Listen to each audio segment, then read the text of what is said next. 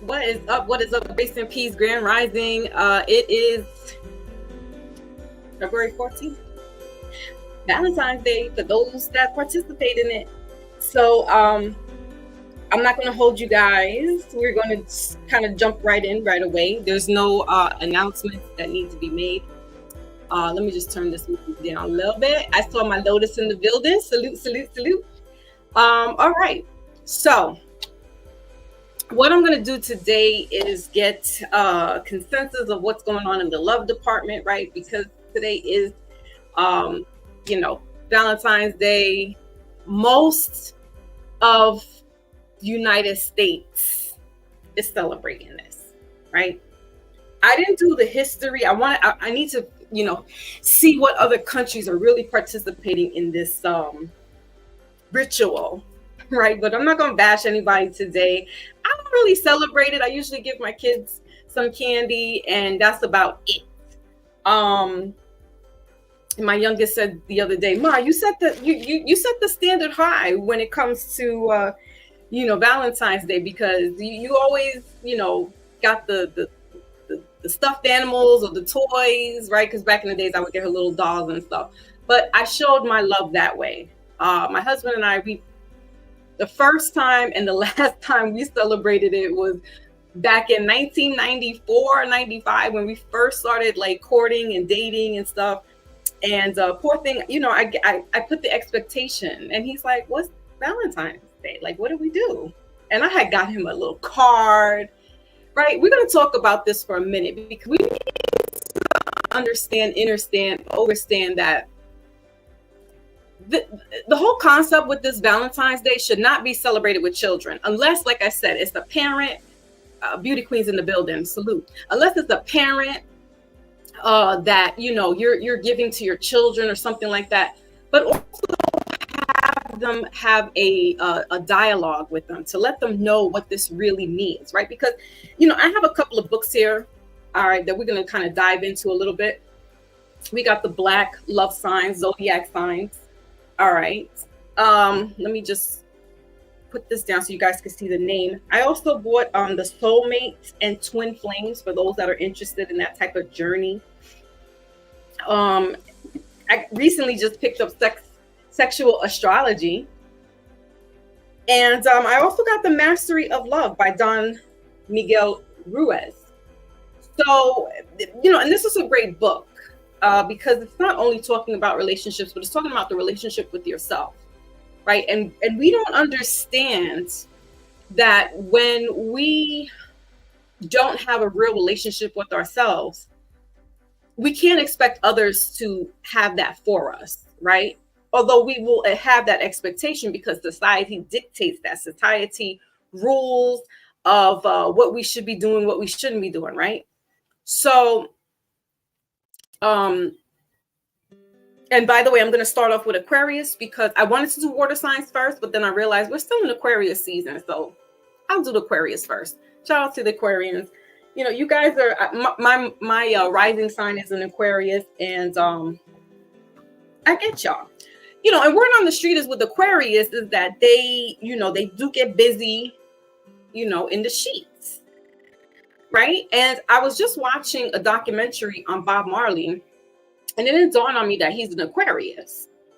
And then it made sense why he had all the relationships with these women. I mean, they said he might have 10 extra kids that are not documented that, he might have fathered. Right. But we know that there's 11 or 10 really that he's acknowledged one, but there's 10 that he knows for sure. Right. Or he knew for sure that these were his children. So it would make sense, that's a typical type of sexual Aquarian energy. Now, back to this earring's going to pop off. Back to, talking about this type of holiday, right? And we know that it's a man-made holiday. I wouldn't go as far as to say pagan, but I will say that it's not a traditional ritual or traditional type of holiday that our ancestors celebrated. Now, if you have ancestors that are Romans You had ancestors that are Spaniard, possibly they were celebrating this type of nefarious holiday. And because it's not what we think it is as it is today, it's not boxes of candies and chocolates and flowers and dinner, and there's a lot of sex going on back in those days, right? So and it was a lot of same sex, and it was really the men doing that stuff. So miss us with the, this is a really sweet holiday. However, Hallmark has turned that around. The company Hallmark has made Valentine's Day, it's one of its number one sellers. And when you want to do, while he's in the building, salute. When you want to capitalize, that's how you'll capitalize: sex, money, and drugs. So with Valentine's Day, there's the anticipation of sex, right? There's also this anticipation of gift giving. As I said before, my husband and I, at the time, we were boyfriend and girlfriend, and only because I was indoctrinated into this. And where did I get indoctrinated at? School. And a Catholic school at that. That's why I said the Romans are the ones that spearheaded this holiday. So you hear Roman Catholic Church doing wild stuff that the average person is not doing. All right. So going to grade school, the kids, the teachers would inform the parents, have them bring in some candy, have them bring in some box cards to give out to their classmates. And part of my relationship issues started back then, as far as this expectation of, I'm supposed to be getting something because I gave something, right? When you leave your parents' home, there's a different, again, society rules. So society goes out there and shows you something different. My parents didn't celebrate that.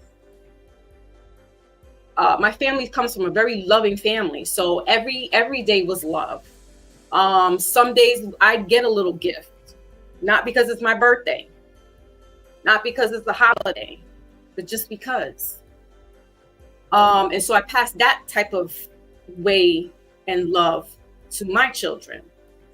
But society out here will have fourth graders, third graders buying boxes of candy and chocolates to give to other students. And when they get older, they're going to think, gee, I'm supposed to be getting a card today. I'm supposed to be getting flowers today. I'm supposed to be taken out today.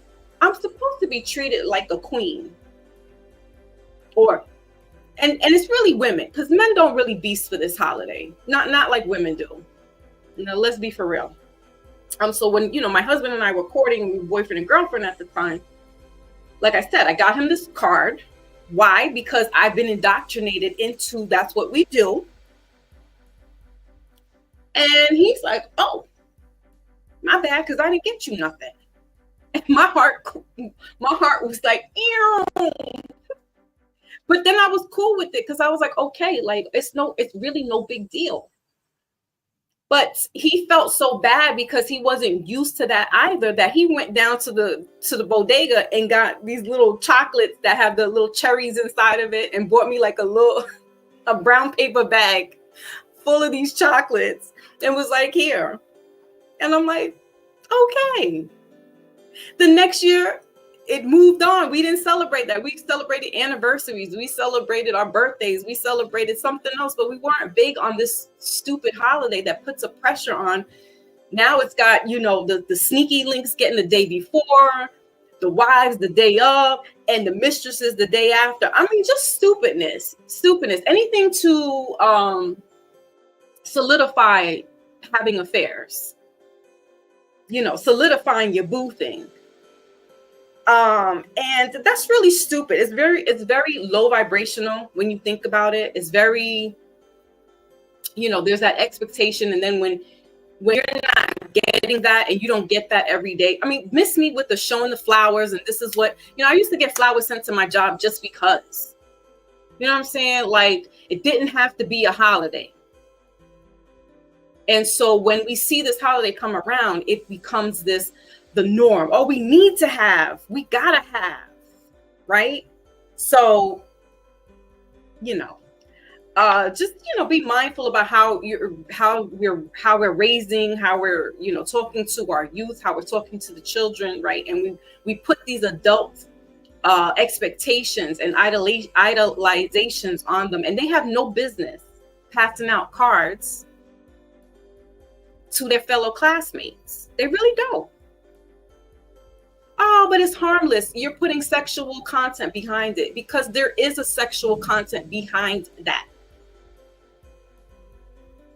I watched early on Instagram two school age children that I don't know if it was Valentine's Day, but their parents, it was outside in front of the school, and both sides of the family were cheering on these two little kids. The boy brought a box of chocolates and a bouquet of roses to the little girl, and he's like, he doesn't want any part of it. He's shy. You could tell he's uncomfortable. And the little girl's just like, and her family's like, yeah, videoing this. And most people in the comment section was like, oh, the family's doing right. They're teaching him how to be a gentleman. He's 10. Why can't he be a kid? Why do you have to make him have something to do with showing how to be a man? That's not being a man. That's not, yes, a gentleman, but giving flowers and candy is not being a gentleman. You know what is? Holding the door open for a woman that has baggage and children. Giving up your seat so a woman can sit down, or her children can sit down. Right? If you're on public transportation, helping her bring down her packages, her groceries, when she's climbing down the steps or going up the steps. That's what being a gentleman is about. And I really don't want to get into who it was who was doing this. I don't want to make it a race thing or a cultural thing. But I know that in certain cultures, they don't do this dumb shit. Everybody understands their role. And it's really American women that have this sedity way about them, and not all. But they're being ruled by society, and they're letting society dictate what they should be doing in their house. And now that we have social media, everything is for show. There's no real genuinity behind it.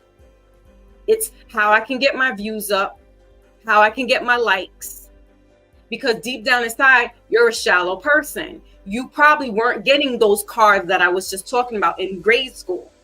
You might have been overlooked. And if that crushed your ego and your confidence, you're going to be a person now showing off everything every day. And you're going to be showing your children off as show ponies instead of children. One or two comments was in there like, you know what, this isn't, just let kids be. Why does he looks uncomfortable? Why are you pushing this little boy to give this girl flowers and a box of chocolate? Stupid. I didn't do that with my son. And y'all know how I feel about the boys. So I really was annoyed that I saw this little boy being berated and feeling uncomfortable. And you can clearly see he was uncomfortable about doing that act. And so I didn't do that with my son, because no, you're not just giving any old girl every time you get into something with somebody, or you're gonna start. There's that expectation of make sure you give them some flowers, make sure you get them some candy, buy them a teddy bear, get their perfume.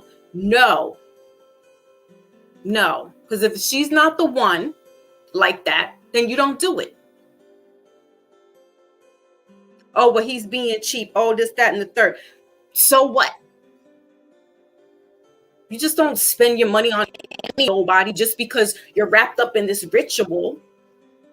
Are you serious right now? Oh, so we get the seafood. We're going out to dinner. I mean, it's the whole big shebang. It's a whole big to-do. Now, if you do this already and that's you, then that's fine. I'm talking to the people that it's just once a year you putting on this show. And now you got the kids really invested in this bullshit. Excuse my language.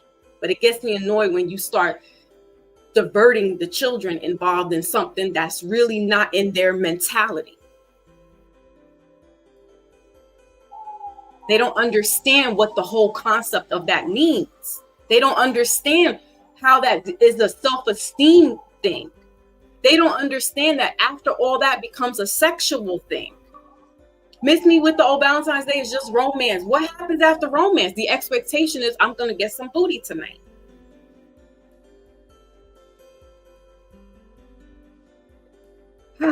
I digress. I digress. So let's move forward. I am going to refer to some of the books that I pulled out, right? We got the Sexual Astrology by Maritine. And you can get this about $9 or so. I went to a bookstore and got this, but I'm sure probably any book distributor online may have that. Also going to be referencing Out of the Soulmates by, who's this person? Elizabeth Clare Prophet. This is about $18.95, about $19. Sorry for the back noise and the noise in the background, but I'm hot. And I need my window open to give me that cool breeze. Okay, so the next book we have is The Mastery of Love by Don Miguel.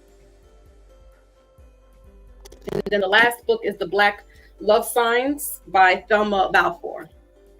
All right, so I'll kind of reference back into, what the signs, what in the language of love, in the love department, what it is about these particular signs. I kind of know a little bit off the top of my head, but I don't want to be biased, and I'm always shooting shots at Pisces, but I love them, so I'm going to say something. Really quickly, I do want to go into soulmates, because some of us, it says soulmates and twin flames. I don't really subscribe to this twin flame thing because I'm not too familiar with the concept of it, but the concept of it is that two souls were, I wouldn't say conjoined, but two souls, if you think about babies, twin babies, they were born together. But when they reincarnated or incarnated back onto the earth, the souls split. And now it's become very mainstream, this term, and it's become, I want my twin flame. Oh, I need my twin flame, right? But what it really is, because most of us, not everybody has a twin flame. That's the other theory behind this concept of twin flames. Not everybody has a twin flame. You have more of soulmates than you would a twin flame. And soulmates could be with a friend, could be with a family member, and also a lover. So we don't want to get caught up in the soulmates only just being, sexually or romantically linked, because you can have there are such things as a soul tribe. So certain family members you might gel and jive with and vibe with more better than other family members. Chances are that is your soul family from another time, if you subscribe to that type of theory. So I really just wanted to quickly go into karmic relationships, because we are in a karmic universal year. We're in the year 8. 2024 breaks down to 8, but it's also a 44 resonator. Now I'm not going to get too much into numerology, but I wanted to just make that disclaimer out there that, we are in a karmic year. Shout out to Wally, because he's always inquisitive and wants to know about certain things. And he did ask, what does that karma, what does that mean really? How does that look on the grand scheme of things? Well, if you think about karma, it gets a bad rap, or I like to call her she. She gets a bad rap, right? Because karma to me is like a woman that's been scorned and has, she's just like, you getting all this back, right? But I like her. She's cool. As long as you do right by her, she's not going to bother you. That's how I look at karma. I feel like as long as you're doing what you're supposed to be doing to yourself, friends, family, humanity, the karma is not going to come back in a negative way. There is dharma, which is the good karma, and then karma is the bad karma. And again, we like to give karma this bad rap, but sometimes people need that karma, because you're not going to walk around here and just think that you could get away with any old thing and shit goes by unscathed. No, you're going to get that work. And I like karma for that, right? They'll say, oh, karma's a bitch. Yeah. Because you done fucked her around. She's not playing.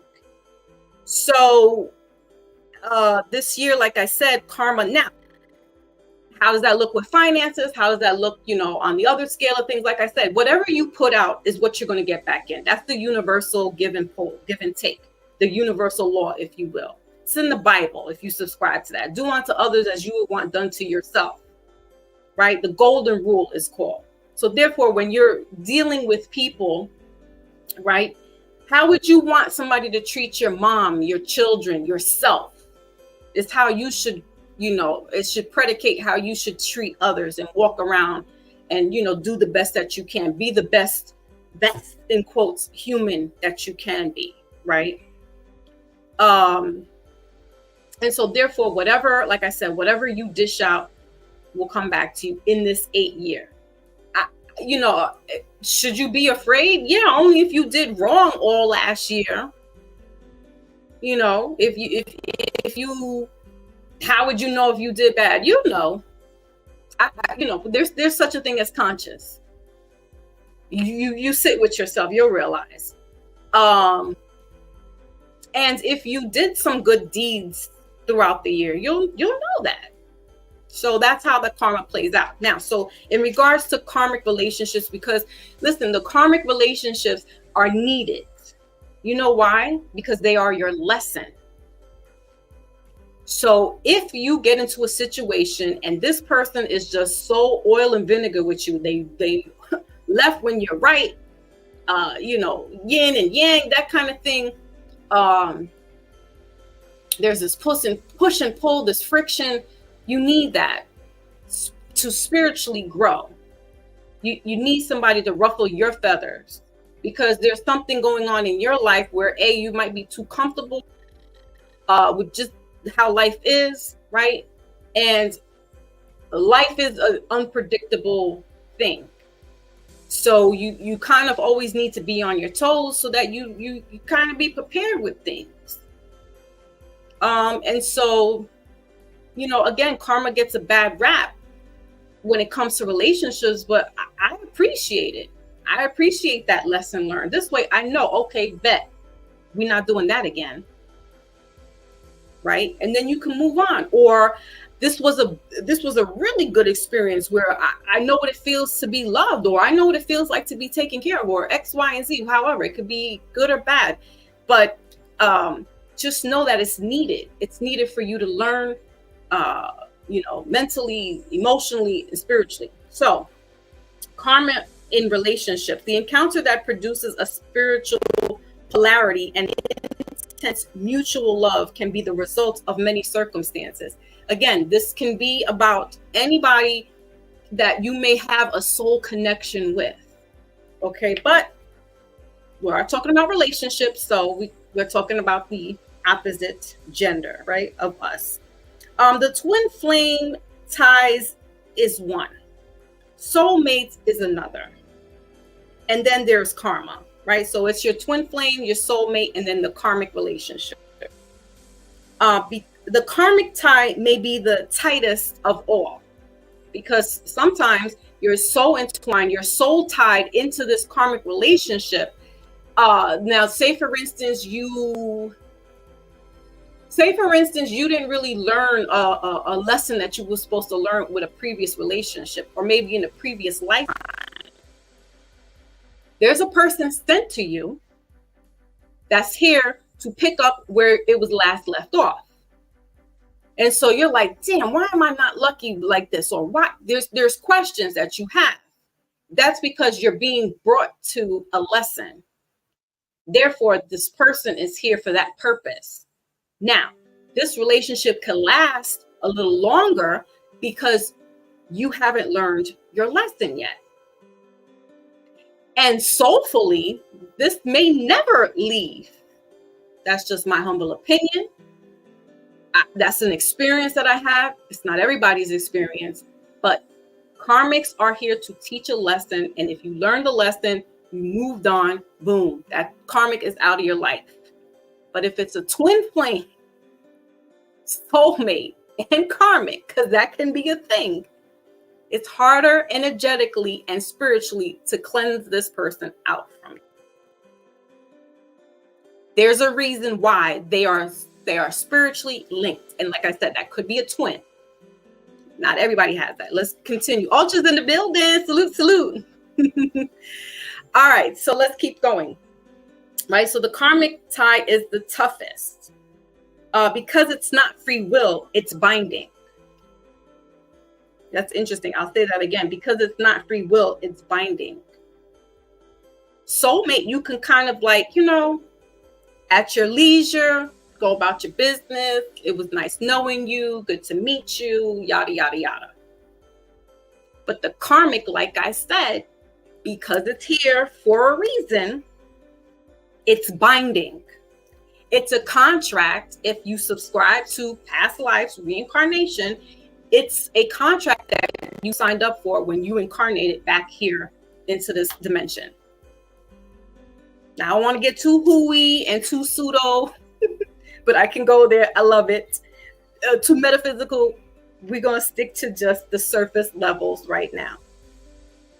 All right. So because it's not free, it's binding. Because it's not balanced, the internal harmonies are wanting. And from time to time, there is an emptiness, a loneliness that reveals the inadequacy of relationships based solely on karma. This is why we may be longing for somebody. This is why, and it's really, it's the karmic. So if you finally got rid of the karmic, now you have this emptiness. Now you have this hole there. All right. This is the time, though, when you must fill it for yourself. Not put somebody in place of it. That's why you'll be sent another karmic, because you didn't learn. You moved right on from the karmic and went into something else, and you really didn't get time to digress and process what this karmic was bringing into your life. Some people have to move on. That's how they fill in their voidance. And they don't sit with themselves, because some people don't really like to sit with themselves. It's hard to see the man in the mirror. They don't like to see the ugliness. So they cover it and they bury it and they move on to different people, places, and things. All right. We may have several such relationships with people with whom we have made karma in our past lives. I just mentioned that. Good karma and bad karma. Okay. Sometimes the worse karma, the more intense the impact we first meet someone. I'll repeat that. Sometimes the worst karma, the more intense the impact when we first meet someone. So you may get this gush of, whoo, this person snatched my soul away.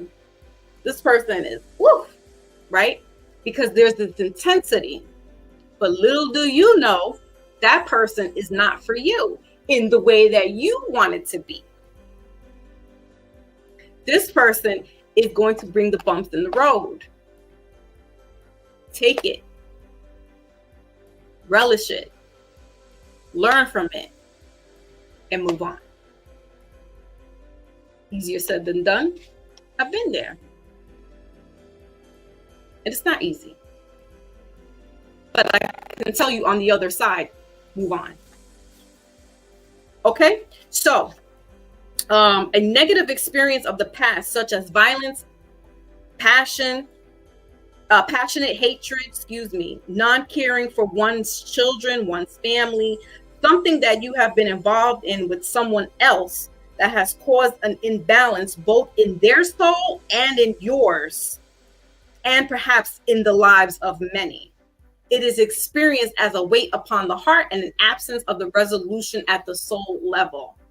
So in layman's terms, this karmic also has shit behind him and her that they might not have resolved. And you could be the karmic brought to their lives to teach them a lesson, whether it's to love their family more, love their mothers, love their children, love their fathers, love their cousins, love their brothers, sisters, you name it, best friend, love humanity. You may be the karmic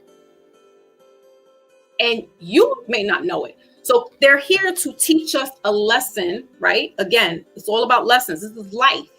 Life is college. It's everything. So when people are being brought to you or you're being sent to someone, it's because there's something in your life that they need from you because you have upped your level of things, right? It's always this give and exchange, even exchange. Your soul knows why they have come into embodiment. And I'll leave it there and we'll continue throughout the readings. All right. Again, this is coming out of soulmates and twin flames. Oh, okay. Ultra.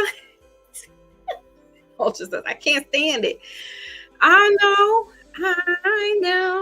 But don't put me out like that. No, I'm saying, Wally, that you're inquisitive and you know, we talked about karma, right? You asked about it. And so, yeah, this is the perfect segue into, we are in the year of karma. But we shouldn't, you know, I would say for those that did the work, there's nothing to be afraid of. You know what I'm saying? Like, I tread very lightly with karma. I got hip to her game years ago. And had to bow down. Like, you got this. I got you. Respect. Because she's something else. That karma. She's something else. Okay. So let's get to why we're really here. And that is for the cards. We're going to be starting off with Aquarius. I know there's not too many Aquarian people here. But you know, I'll read it for me because that's my rising. I'm Aquarius, though. All good. And hold on a second. Okay, so I'm going to put up where we dissected from this part. I'm going to put up who is going up first. After Aquarius, though, I'm doing water signs because Pisces is next on the birthday chart there. So water signs, then we're going to be doing fire, earth, and air as last. So because I noticed that earth be last a couple of times. I'm like, you know, there's no disrespect. Y'all hold it down. The earth signs know how to hold it down. You know what I mean? So let me get to the banner. And I won't be able to see the comments, so forgive me for anybody that is chatting or coming in at the moment. I will not be able to see that. Salute to everybody that's coming in right now. So we're going to start off with Aquarius. All right, but we will do sun, moon, rising, just as we've been doing for when I do the general readings. I'm going to be doing just like this: sun, moon, your rising, your Venus.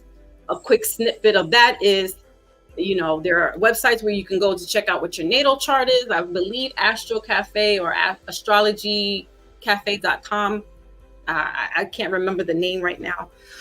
Is where you can find your natal chart. You need to know the time that you were born, and you need to know the city that you were born in. If you don't know the time, it'll give you a generic 12 p.m. or 12 a.m. But just know that there will be a sign or two that may be off. So, you know, if you are a stickler like myself, you would want to know what time you were born and the city. The sun sign is what you are, is your soul, right? It's the personality. It's what everybody sees. It's what you are born into. Your moon sign is the emotion. All right. It's the privacy that not everybody gets to see. Your rising sign is sort of like the sun sign, and the moon sign. It is a mask in a sense. So you give people a perception of you, but they don't really get to truly know who you are. So it's both like a sun and a moon sign, right? Then Venus. Why Venus? Because Venus has to do with the love for others, love for self. Now, For men, it would be their Mars, because that's the passion, that's the sex. Some people look into what their Lilith is, and what their Lilith has to do with sex and stuff like that. I don't go that deep. I don't go that far, because it's really your main core 3 or 4 that the signs, your sun, moon, rising, and Venus, you want to look into. Now, for men, you could look into your Mars. So Venus is more for women. However, like I said, it has to do with, that does deal with the love department. It also deals with money.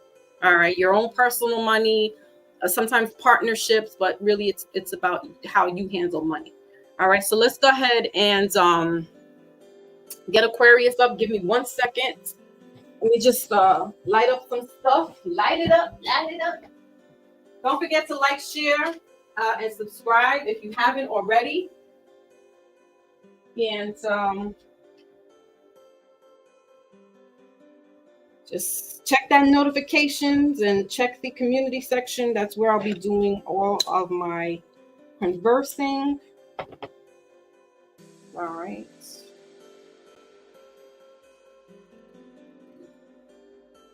I wanted to play some music, but I get copyright notices, like, no. So we listening to the background music. All right, so let me see really quickly in the comment section before I go ahead and do Aquarius.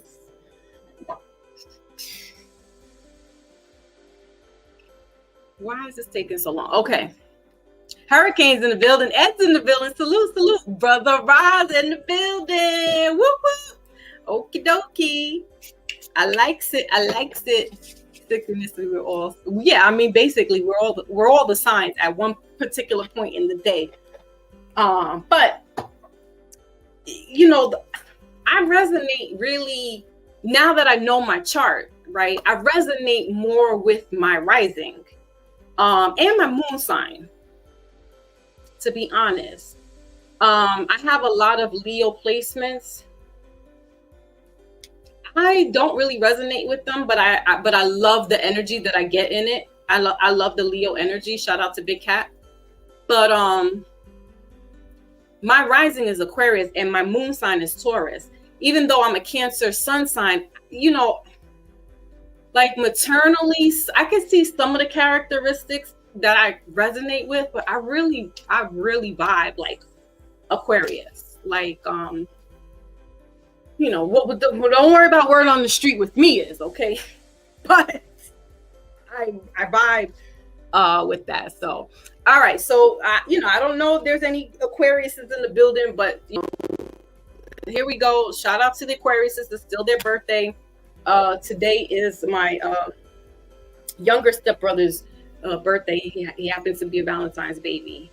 And we you know, his mom, my stepmom, passed away 5 years ago yesterday. So, you know, it's bittersweet.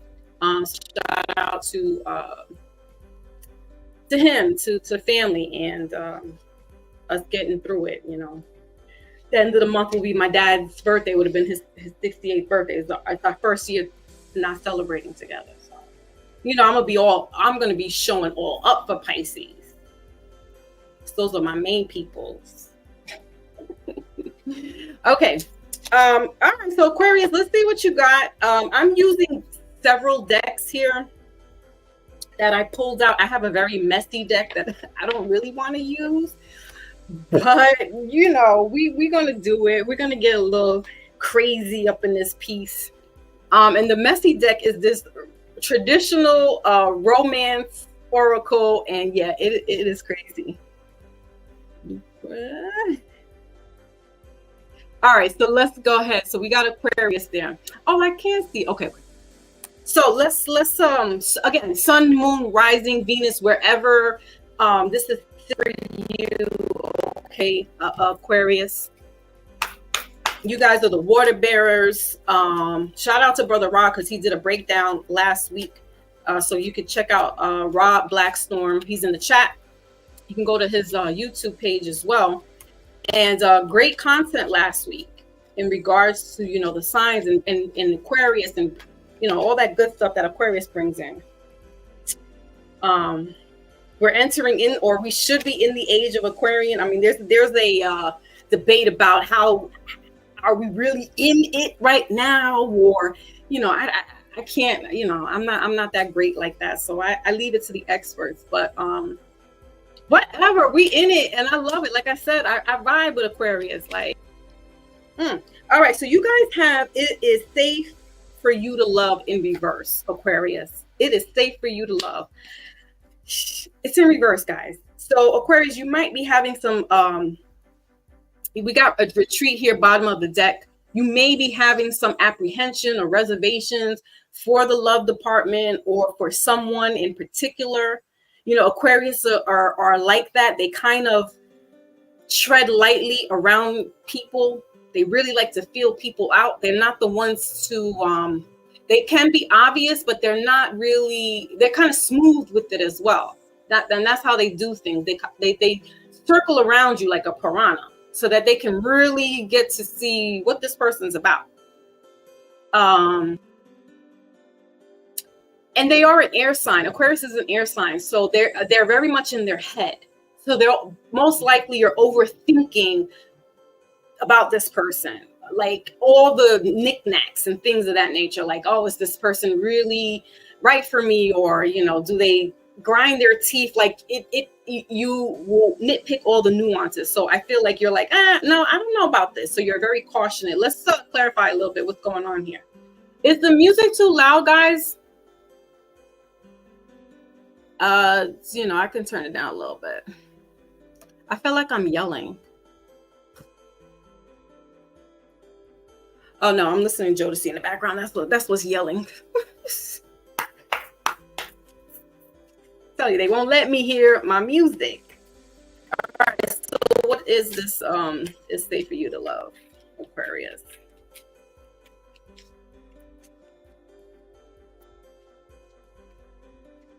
This deck is pretty risque too. It's called the romantic deck. It's kind of scandalous. So my interpretation may be a little they may be showing me a little too much. So I'll try not to dig a little deep there. Yeah, you got the 10 of Pentacles in reverse, 7 of Pentacles, middle of the deck, bottom of the deck is the Justice card, Libra. Okay, so 10 of Pentacles in reverse. Yeah, it's Aquarius, I don't blame you, because there may be something that's triggering. This could be that karmic that we were talking about just a little while ago, that you may have a certain, there's something just off. You could barely hear it. Okay, thank you, Ultra. So there's something there that is just kind of like off, and you're really trying to pin it to see what it is. All right, so you don't have to rush in. Don't let this day be an excuse to be like, you know what, I'm going to put my guard down and not, F it. I'm going to go ahead and talk to this person. No, stick to the plan. Trust your instinct, right? Because there is a reason why there's a reservation with you and this person. All right. And it's all good. Again, don't let the society push you in to now you need to go celebrate this old stupid cockamamie holiday. Forgive me, because I get a little rambunctious about these things. I have to talk to people like I'm talking to a teenage kid. Like, just relax, guys. It's not, you don't have to get involved with this. Just, All right, what else? What else here for Aquarius? So Aquarius, you got palm tree in reverse. A lot of stuff coming up in reverse for you. So, I'm taking it more like there's just this reservation that you have. You're just kind of like on the standstill, like peeping things out. It says here stability, security, endurance. It's in reverse with this palm tree here. So, somebody may not be financially stable with this 10 of Pentacles. All right. So this could be a husband. We got passion in the middle. Bottom of the deck is stabbed in the back. I don't know, Aquarius. I get you. I feel you like 10%, 100%.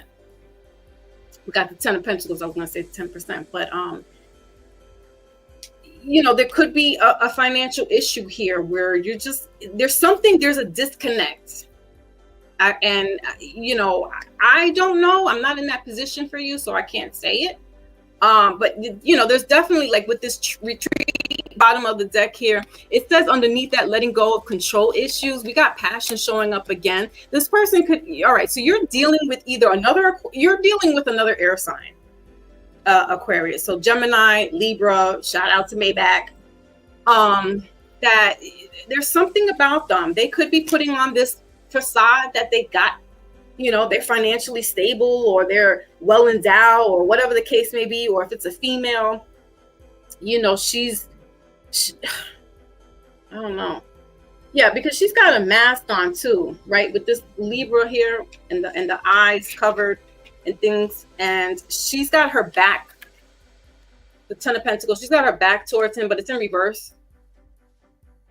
So somebody's giving off a false persona. So you know what, this could be you, Aquarius. You could be the one, kind of like showing one side of yourself, and this person is like, Hey, hold on a second, y'all. My child is calling me.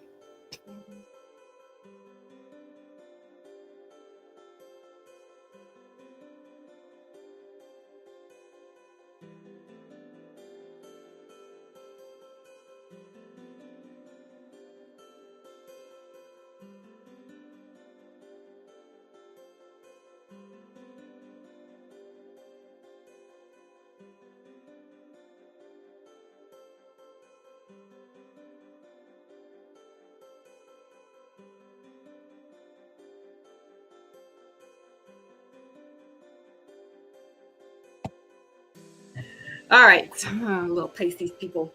So let's wrap up your reading, Aquarius, because I'm going to get to Pisces. And let's end off with a soul connection. I'm just saying to you guys is, you keep doing what you're doing, Aquarius, as far as preserving and protecting yourself. This could be in regards to protecting your money. Like, somebody could be a gold digger. I know I'm not saying all that, but I mean, with the pentacles there, that have to do with money. So, is it safe to love? I don't know. I think you don't know either. I think this person is giving off some kind of weirdness, and you don't want to invest all that time, right? Because the coins, the pentacles is also currency. It's time. It's an earth sign as well. So this could be a Capricorn you're dealing with, or a Virgo, or a Taurus. Anywho, we got love here for you, Aquarius. All right. So love conquers all. Even if you feel like it's not safe, it's safe. Just maybe not with this person. We got intense here. Middle of the deck, bottom of the deck is tested in reverse. All right. So this could be a karmic person. The karmic here with this justice card. So, maybe that's why you probably peeped it, because, Aquarius they are in that esoteric, they know some things too. So, all for one, brand Nubians is all I got to say. All right, let's move on. Pisces. So the first of the water signs is Pisces. Oh, wait, let me give you your initials, Aquarius. Let's get some initials out. All right, so you got F and H. F and H. All right, those are the initials. Those could be your initials or the person that you're dealing with.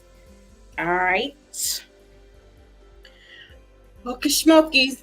Let's move on. Pisces. Little fish folks. Sun, moon, rising, Venus. Let's go put that in.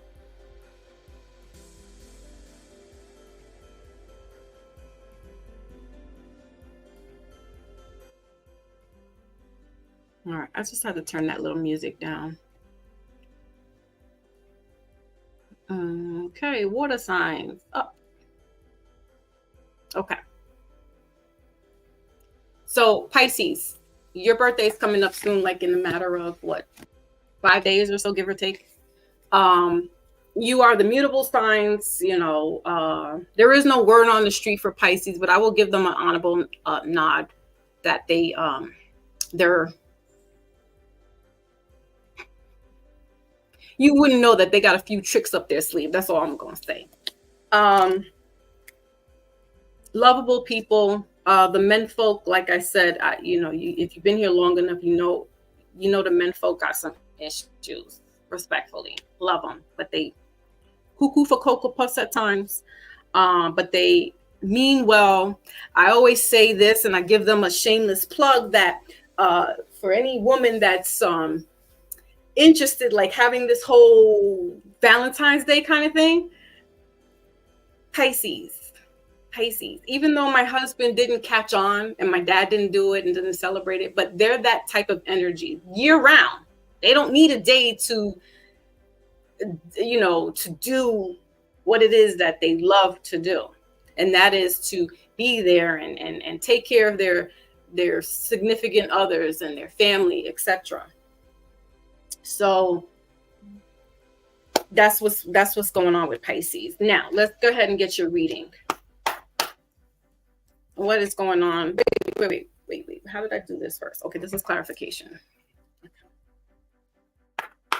What's there for Pisces? Don't get cute, Pisces, just because it's your birthday coming up that you want to get all the cards coming out for you. No. All right, so Pisces, you got to stay optimistic about your love life. Ooh. All right, we got children showing up, and bottom of the deck is honeymoon in reverse. All right, so Pisces, you got to stay optimistic about your relationships, about love. Positive thinking and faith will bring you romance. Pisces, they can't handle that stuff. They get overwhelmed with the love department, and that's why they do so much, because they are overwhelmed. Like a Cancer, like a Taurus, they love love. Like they are just, Leos can get like that too. Mainly the women, not the men. And so it's hard for the Pisces to say focused in and say, oh, okay, you know what? Yeah, if this is not happening right now, something will come along the line. No, they want stuff like, come on, instantly, let's go, keep it going. And you might be getting discouraged, Pisces, that, things are not happening for you in the romance department. And also know it's give and take, right? You're the fish, so you know how to go with the flow of things. So, this might not be your season at the moment.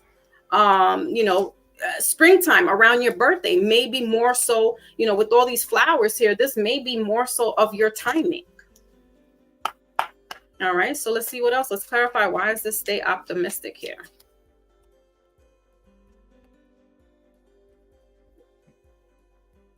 Okay, we'll take this one.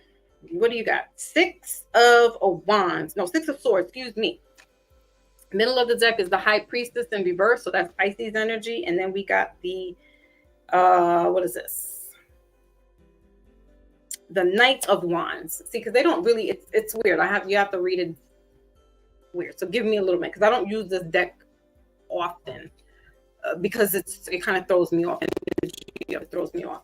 Okay, so you got the Six of Swords here in reverse. This is what it looks like upright. All right, but it's in reverse, guys. So and Six of Swords has to do with like moving away from, certain toxicities of people, of places, family. This could be stemming from, like we talked about, childhood issues, right? The way you viewed your father and your mother. You could be having this this disdain or and this notion of I'm not going to have anybody, or I don't want to be the way my parents were, and I want something different. So you may be losing a little faith right now, but like I said, come around your season, birthday months, this could take this, there can be an uptick in regards to a relationship.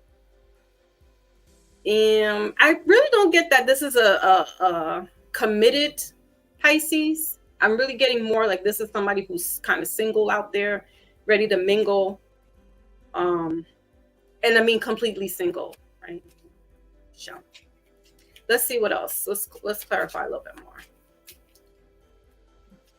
Six of Swords. So you could be interested in a air sign. So Aquarius, Gemini, Libra. All right, doesn't necessarily have to be that, but that could be somebody that's on your radar. You may feel that they are a little above your pay grade as far as things that they may be a type of person that likes the finer things in life, and Pisces do as well, but they can be frugal. Like they'll spend on quality stuff, but that's it. Like it's like, say for instance, they get this sofa, right? And it's like thousands of dollars. The next time around, like they're just like, you know what, let's have dinner here in the living room on the new couch. Like they're not going out to a restaurant, fine dining and stuff like that. Not when they just spent all this money. So that's what I mean, like in that regards. They're homebodies. Pisces for the most part are homebodies. And so they don't really like homebodies with family and their spouse or their significant other. But they do like to, they're social butterflies. Pisces are very much so the mayors. Don't matter if it's a man or a woman, they are the mayors. Everybody knows, it's like norm. Everybody knows their name when they walk into the bar. AKA my dad. So when it comes to relationships though, they kind of just like to stay intimate. They'll have more of an intimate setting with their significant other, whether it be at home or close to home, and more of a very intimate, more close setting, as opposed to like the fine dining and the being out and the whole club thing and all that kind of, stuff. All right. So we got seduction here in reverse. All right, Pisces. It says here attracting, flirting. So, we got date in the middle of the deck, and then bottom of the deck is the hands of card. Take a chance, take a risk. Yeah, I feel like I'm talking to a single Pisces. All right, that's kind of this damn earring. That he or she is kind of just out here like maybe you have your eye on somebody, but you're just kind of assessing them at the moment where, you're like, I don't want to make a move just yet. Don't just hold on. You got a couple of weeks before you can, make an approach or talk to somebody. Or you don't know, somebody might come to you and, they see how, things are going on with you. So they might want to take an interest with you. All right, so let's see. Let's go ahead and get you a closing out oracle. Oh, that was quick. Okay, so we got openness. Yes. Be open to accept divine guidance in your relationship. I love it. See, Pisces, I'm not blowing smoke up your ass. I'm telling y'all. Spirits are telling you. So we got true love here in reverse. Yeah, you're not with anybody right now. Again, don't get hoodwinked by today and like Aquarius, anybody in general, for all signs. Do not get hoodwinked by today. If you are in a relationship and you guys practice this ritual of Valentine's Day, kudos for you. But for those that don't celebrate, and I like to talk to those that don't, because some people lose a little faith, a little focus, because everybody's in your face. Social media, Facebook, Instagram, TikTok, it's all in your face. So we get kind of like moved by it, like, oh man. Okay, so let's get you some initials. You got the initials M and the initials O. M. Aw, Dad. My dad's name was Michael. Well, it was Miguel in Spanish, but Michael. Oh no, because he was bummed out about like little love relationships too and stuff. Like, relax. All right, so Pisces, that is your message. Okay, let's move on to Cancers. Cancers in the building. Water signs: Sun, Moon, Rising, and Venus. All righty. So Cancers are the mother of the zodiac. That's the nurturer. They Cancers as well, like Pisces, love. But they dote on their friends, they dote on their family members. And yeah, in relationships, they can be a little moody. They can be a little like, all right, already. Cancers need to breathe. Pisces would like to kind of like smother and be up underneath you if they could, like all the time. But Cancers will be like, back up, right?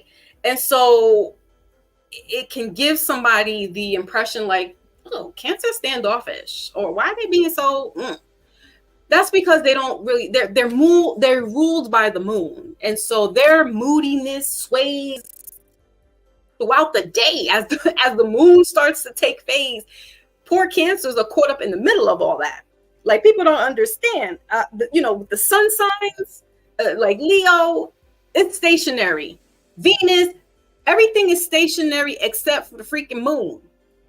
And so therefore, this is why Cancers can go postal and psycho in a heartbeat, because they, of the water signs, these little things got to take on the moon energy, that lunar, right? And the Latin word is luna, and then you get the derivative of lunatic.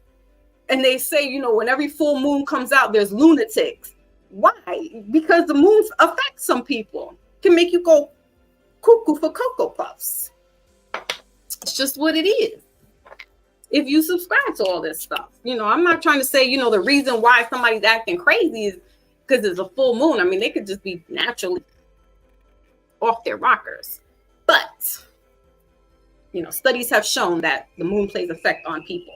My aunt, who worked in New York Police Department, said that she used to see a lot of intake of arrests during full moons. The FBI have Cancers as the number one, what they call emotional murderer. So tread lightly with Cancers. You've been warned. All right, so let's see what's going on, Cancer. Whoop.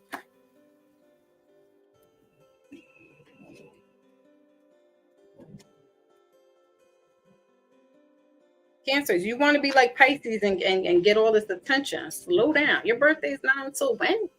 Relax. All right, so we got codependency. Cancer. You got new love, middle of the deck. Bottom of the deck is retreat. Didn't I say they like to retreat? Because you got some codependencies going on around you. It says addictions are affecting your love life. I don't know if that's you, Cancer. Cancers are not known to have, I wouldn't say addictive personality. They can be a little aggressive at times, but I don't know. This could be somebody that you're dealing with, Cancer, that has a codependent type of relationship with you.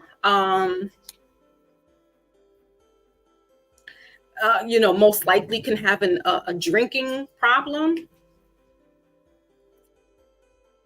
And if that's not the case, there's just some type of addiction, right? Because addiction comes in many forms that, is going on. And Cancers, they want to retreat from that. They want to just kind of like stay away. So let's see what else. Let's clarify. Why is this codependency here?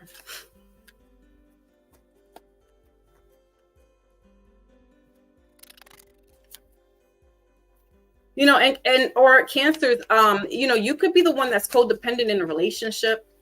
Cancers have a way about them that their loyalty it's almost borderline a codependent kind of thing. There's this loyalty, there's this fine line with, being there for this person and sticking it out through and through. And you can get yourself into a hole where it's like, when things are not going right, that's all you have around you is this person. Then what? Right? So taking a little breather, Cancers, reassessing certain things. If you're the one that's going through an addiction, definitely try to seek help. Disclaimer, not a medical professional or psychiatrist or therapist, but mental health is definitely important. Okay. Especially when you're in a relationship, because this can bum down your family. All right. So you got got moon here clarifying. This is Cancer energy. So you are, there's some kind of um something that's being hidden right now, Cancers. You could be dealing with the Pisces. No brainer. Middle of the deck is the Knight of Pentacles. All right, so Earth energy, and the bottom of the deck is the Seven of Pentacles. So, if this is somebody that works a lot, they a workaholic. Cancers can be a workaholic, so this could be you, Cancer. This is affecting your relationship. Let me just put this on silence. And you're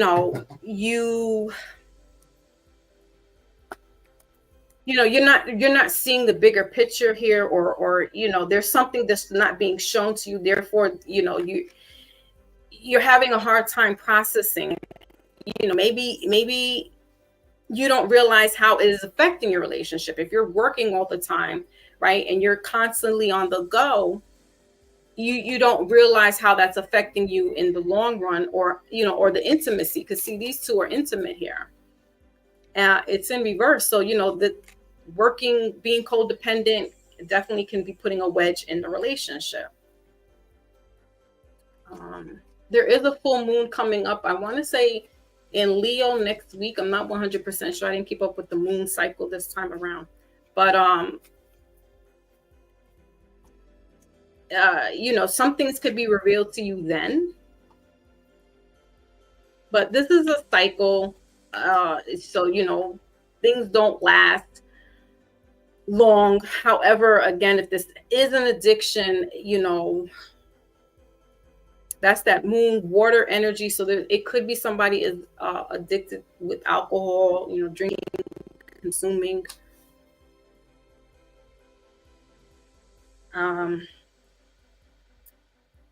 Best advice is just to get some type of, seek some help, some professional help. Maybe if your partner doesn't want to do it, at least you try and do it. And if it's there's different forms of therapy, right? There's talk therapy. There's actually, seeing somebody, there's psychiatrists and things of that nature. You figure out, Cancer, how it works best for you.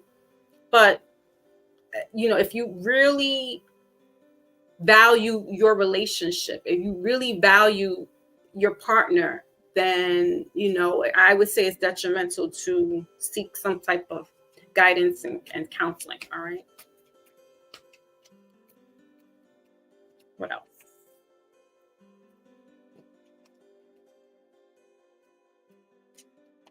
Somebody could be codependent with their mother because the moon sign is showing up. You got karmic relationship here. So, Cancers, somebody, whether it's you or your partner, they may have had a karmic codependent relationship with their mother. So therefore, the way they transfer things in their relationship with you is just kind of like a little rocky.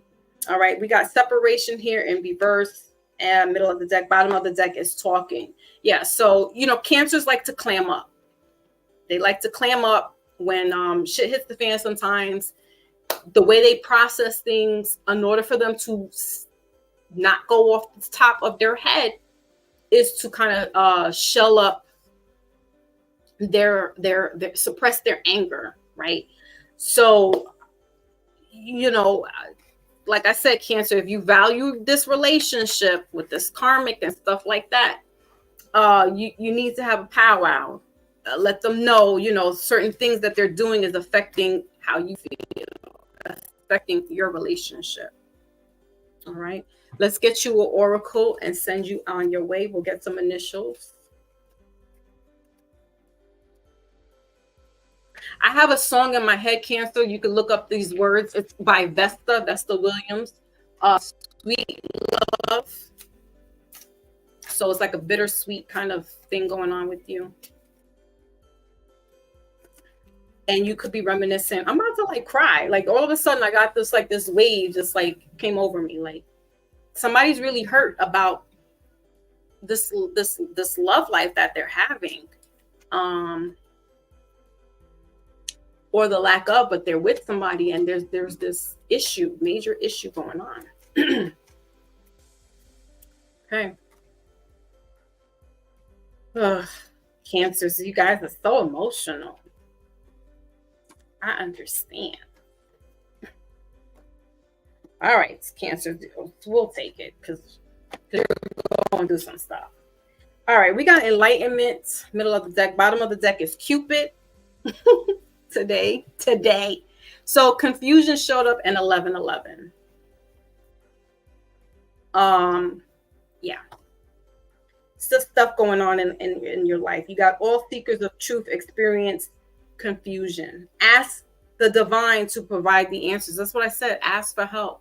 Ask for help. Then 11:11 is an important number for twin flames. It symbolizes the harmony and balance in counterparts. You know, Cancers, I don't think this is a twin flame. This is definitely, your soulmate, your partner, your counterpart. And there is some disharmony going on. There's this unbalance going on. So speak so you can have some peace of mind. All right, we got initials N and O. N and O. Okay, no.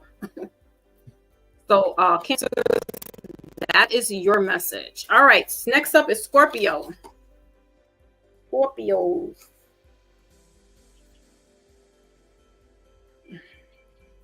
The last of the water signs. These are the fixed signs here. Their birthdays are you guys who are, because I know there's a lot of Scorpios in the building here. I don't know the dates from date from. Sometimes I do, sometimes I'm off. But Scorpios. So here's the word on the street with certain signs, right? Scorpio, Aquarius, Libra. Sometimes a Leo, and we'll give Pisces that honorable mention in there.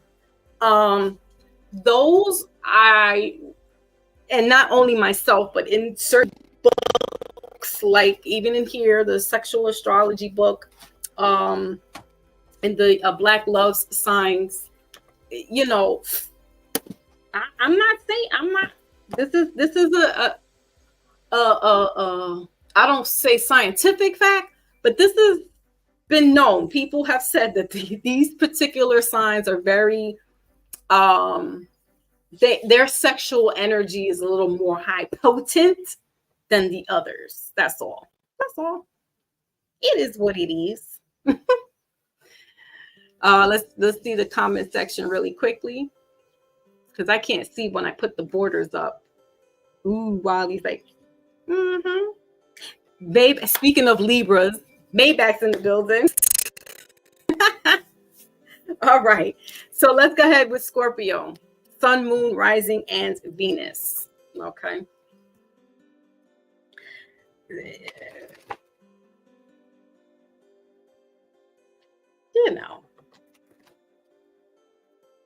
Does everybody have some kind of little sexual stuff going on? I'm sure, but these signs have it. They especially the men folk. And somebody said that Usher is a Libra. I have to look this up really quickly, even though we're not in Libra. But hold on a second, because it would make sense if Usher's a Libra. That Confessions album all makes sense to me. He is a Libra. God, today, I tell you, them Libras be having me in a choke. Hold. That Confessions album back in 2004, that album was on steady rotation in my house. And I was going through some things. Usher was singing to my heart. I was like, what, Usher? Woo. Then he had like 4 songs on that album that had like, it was like some stripper type songs on there. And I was just like, Usher. Damn you. I told you them Libras. Listen. Just listen to Usher. You'll know exactly what Libras are talking about.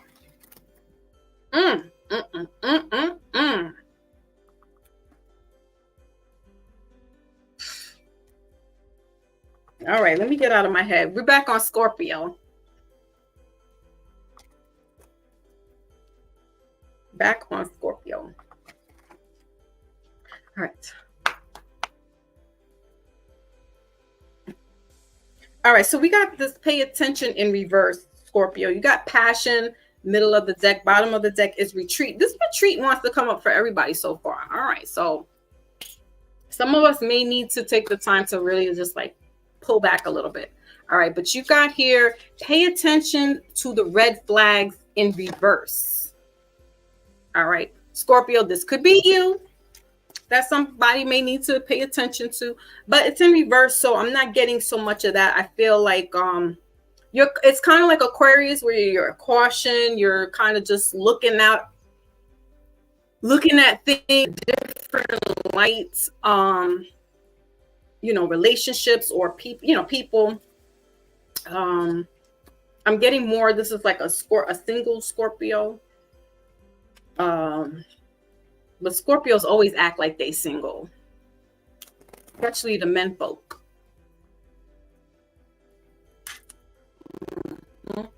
Mm-hmm. At least, let me shut up. I'm not. We're not gonna compare nobody today. Because I don't want to hurt the Scorpio's feelings in here. But yeah, this is like a single Scorpio person. Where you're just more like, being reserved. You know how to peep the red flags, so therefore this is not an issue for you. I don't know if you're the one that's doing the looking, a Scorpio, or somebody's looking at you, but I feel like there's this online surveyor. Somebody's watching you or you're watching them. Okay. Because that's what Scorpios do too. On the low. Mm-hmm. Scorpios try to act unassuming, but it's like, please get to the point, Scorpio. Please get to the point. What is it now? You're not just saying hi. You're just not, Scorpio. What is it? Get to the mofo poke. Get to the part. See, but then it's gonna make me compare, and I don't want to do that. But Libras, I'm gonna say Libras know how to get to the point. Listen, what's up? And that's, and like I said, I in my air sign, in my Aquarius, so I can understand Libras, because it's up front. It's like, what's good? What's goody? What's going on? And you know what's going on. But Scorpio's got to do this little watching, checking out, waiting. It's like they're coming out with their little deadly stingers and stuff. Bam. Relax. That's still in rotation. Okay, like for real. My Leo. Yeah, I don't know how that works with the Taurus. I don't know, beauty queen. We're gonna see right now. All right, so we got High Priestess here clarifying this in reverse, and you got the Eight of Pentacles, and then you got the Strength card, bottom of the deck. Scorpio, this could be you, I feel, because we got the High Priestess here in reverse, and that's usually like someone who's psychic in that regards. They're clairvoyant. They kind of know certain things. Scorpios, you are a water sign. You definitely have that intuition, right? So you could be checking somebody out, like on the low. It could be a water sign, Pisces. It could be another water sign, but mainly Pisces or Cancer. Or it could be a Leo with the Strength card here. Or you just like... You like the beauty of them, whether it's a male or female. Like you're in, I don't know, you maybe find this person as an enigma, so you're like looking to see what's going on here. letting some of those, and I feel like you're peeping somebody out. So, right now there's no red flags, there's no bells going off. So because you're doing this kind of like skirting around. Don't Scorpios move sideways too, like the Cancer? You guys move a little weird too, like Cancer. So that's what I feel like. Somebody's going like this, like going in a roundabout way. And that's cool, because that's how you should. You should, like, it's a prey. That's what you're doing, Scorpio.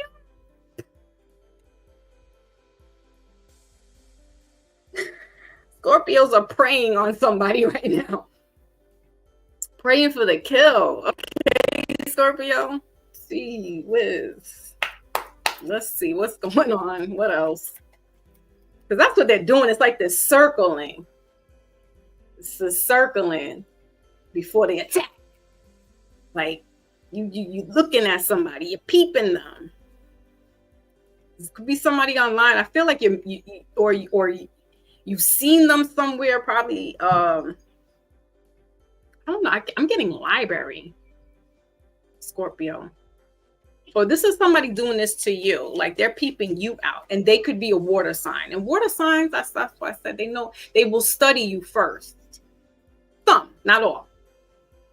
But this is somebody who's intuitive. All right. And they could be watching you, Scorpio. Mm-hmm.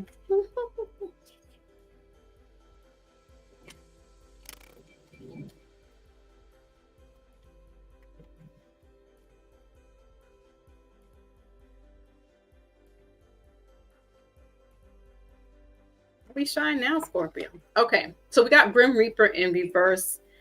Middle of the deck is the butterfly, relationships evolving. Mm-hmm. And then we got Kisses, bottom of the deck here in reverse. So Grim Reaper says the relationship is over, no second chances, grow and transform. I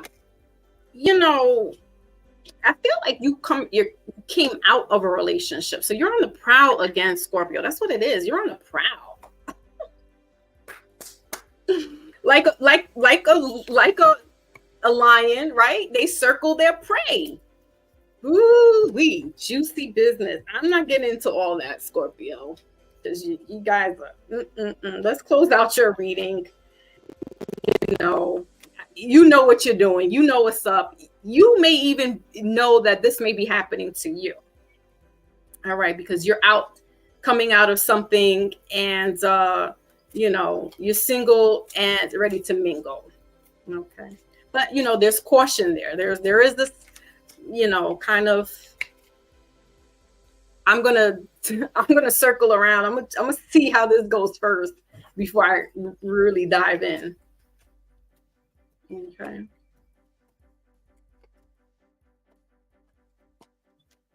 And you guys take this how it resonates. It could be a single or somebody in a relationship.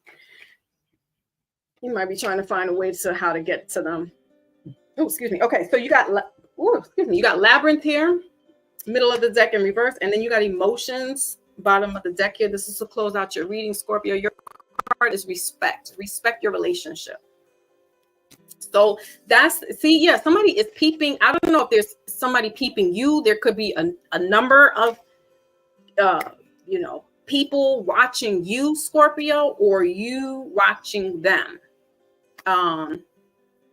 Whether it be on social media, or this person could work in in the vicinity of where either you live or where you work, but you see them in passing. And I feel like, you look at the window at them, like it's this, you're just observing this person, observing them. Like, when should I make my move? Like you're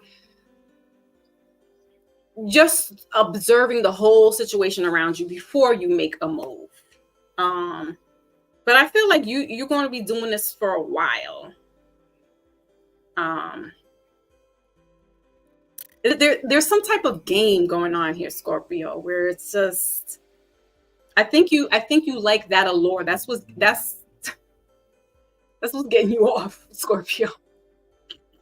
The chase. To some people it is. Some people like that. It's a thrill. Because once they get it, sometimes they're like, I got that already, right? So I feel like Scorpio's just kind of like caught up in the thrill of, just watching somebody, or walking by, either where they work at, or they're walking by where you work at, and you're in tune. You kind of know what's going on. You kind of sense something, right? So, all right, let's get some initials. Goodbye, Scorpio. Ooh, Maybach, don't do that. Don't do that in here, Maybach. Brother Ultra's gonna come out with his little stingers. Okay, so we got the initials E and the initials D. Okay, so E and D or Scorpio. I tried not to, but I was like, damn it, Scorpio, you have too much. All right, so that was all of the water signs, including Aquarius. And let's get you guys your wisdom love oracle, if you will. Libra. I don't know about all this, Maybach. I have to push back on that. You can be when it is, I would say, the right one, but I feel like you guys, like Bobby Brown, do the humping around until you really find that person that you're going to anchor on with. But for the most part, you're almost similar to a Scorpio. I want to say that. You guys are very similar in that respect. But never mind. I'm not going to incriminate myself up here. Roll to the videotapes. They'll be like, start using me like the feds. Okay, so water signs, you got new love. Embrace an opportunity for love in your work prospects or your spiritual growth. You got number 26 breaking down to, what is that? 8. It's the reverse of water signs. You got Aquarius in the mix with you. So I feel like they're that energy ushered in with them, where there's this kind of reservation. Scorpios being on reservation time, and Aquarius. I think Pisces is kind of borderline there too. But we're not doing the Russian thing, right? We want to take our time. We want to get to know somebody, study them. Hell, I would even ask, you know what? That's it. Beauty queen, these earrings they're coming off. They're done. I know you like those. We want to, we want to study people. Right? We even want to know what their chart is. Because listen, I want to know, even if I don't know where you were born at, what time and what city, give me your date of birth, the month, and the year. I'm going to find out something. And we're going to see if we compatible, really. Because, Cancers and Pisces may get along, right? They might have a blissful relationship. But if your numbers don't, it's going to be shown in that dynamic. So water signs, we got 8 here, the number 8 showing up, right? So that's that, again, karmic kind of thing. There's a cycle coming in, right? So some of us can be coming out of a relationship. Some of us might be going into a relationship. So either way, there's this, this love thing comes up into play. So we're like, I don't want to give love a chance. Or, oh yeah, I do want to give love a chance. That's so a water sign, particularly Cancers and Pisces. Find your common ground. Again, don't rush right in. New love could be possibly coming in, mostly towards the spring. With this kind of scenery here is what I'm getting. So, do put out that love vibration if that's what you want. And watch it come back to you. All right, so let's go into fire signs. Right, do that work. Right, Maybach, that part. I know, Ultra. We were all there once upon a time. That's why I could say what I could say. I was there.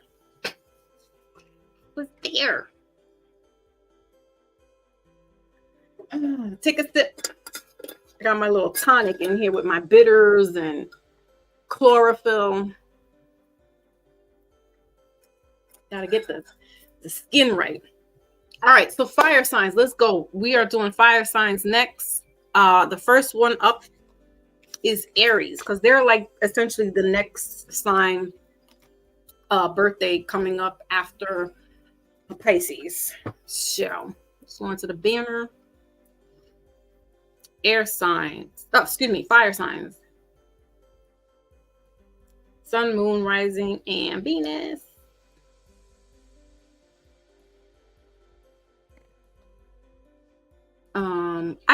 I don't really have too much to say about Aries, other than they have big hearts, they love big. You know, they like a Cancer can be very down low on the relationship stuff. Like, you know, they say Cancers are cheaters, that they get a bad rap for being cheaters and stuff like that.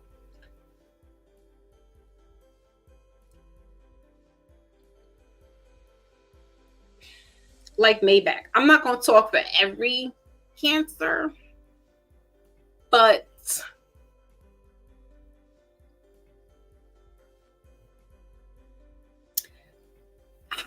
you know, they're not really known to cheat per se. And if they do, I feel like it's because they've fallen out of love. Like Cancers hold on to the wheels fall off with friendships, you know, and their significant other relationships. And I feel like, experience speaking, that if there's something that the fuse or the sparks die out with the Cancer, is that they are emotional. So they're going to, it will be like an emotional type of cheating. It turns into sexual. But yeah, I don't know. Some people put Cancers under that bad rap, and I'm like, not really, but whatever. I'm not going to sit here and, you know, make excuses for Cancers. Let's see what's going on with Aries, though. I don't think I have too many Aries folks here, but shout out to the replay gang, because I'm sure there'll be an Aries coming through. Let's see. So some of the positive traits about Aries, I'm reading out of the Black Love Signs. They're passionate, sensual, spontaneous, insatiable lover. Okay. Some of their negative traits are they're selfish, sadistic, an impatient lover, kinky, master slave inclinations. Now, I'm glad I never got down with an Aries. They sound a little out there. So they're fire signs. They can be hot-tempered, hard to control. For the most part, they are the loners in the fire sign. Getting to know an Aries may be difficult sometimes. That's probably why I haven't met like an Aries male like that, because they're loners. Like they're giving me some Jeffrey Dahmer type vibes. No disrespect to the Aries, but just reading that little tip, I'm like, y'all sounded real Jeffrey Dahmer like. Like it's the loners you got to watch out for. Like what's going on? Let's see out of this sexual book, because that one was just throwing me off.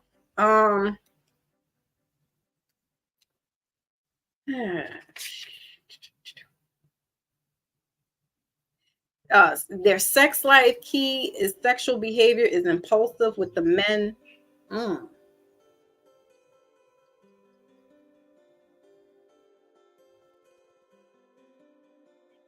Yeah, this says sadism too. What's wrong with Aries? Like, why y'all like this? What is going? That's why we don't really know too many Aries, because these mofos be so under the radar and doing wild, crazy shit. A woman dating an Aries man can expect to be taken to sporting events. Okay. So that's cool. I mean, I like that. Let's see what else. Let's see what the Aries females are like, because the men are sounding real. What?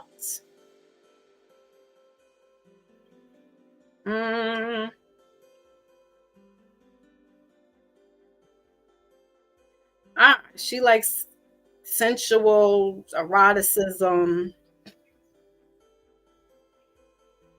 They don't lose their spark. Apparently, Aries. I need to give Aries a honorable mention because these mofos get busy, but you don't never hear about them. But they seem to be one of the nastiest up there.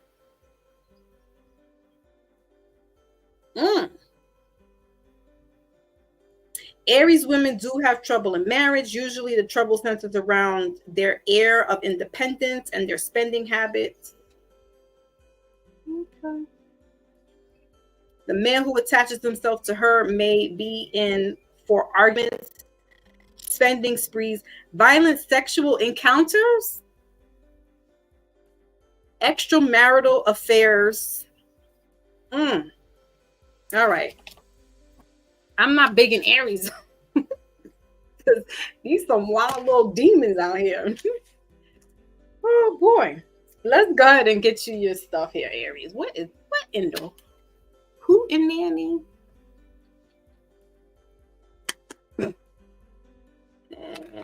I didn't know that about Aries, but that's good to know.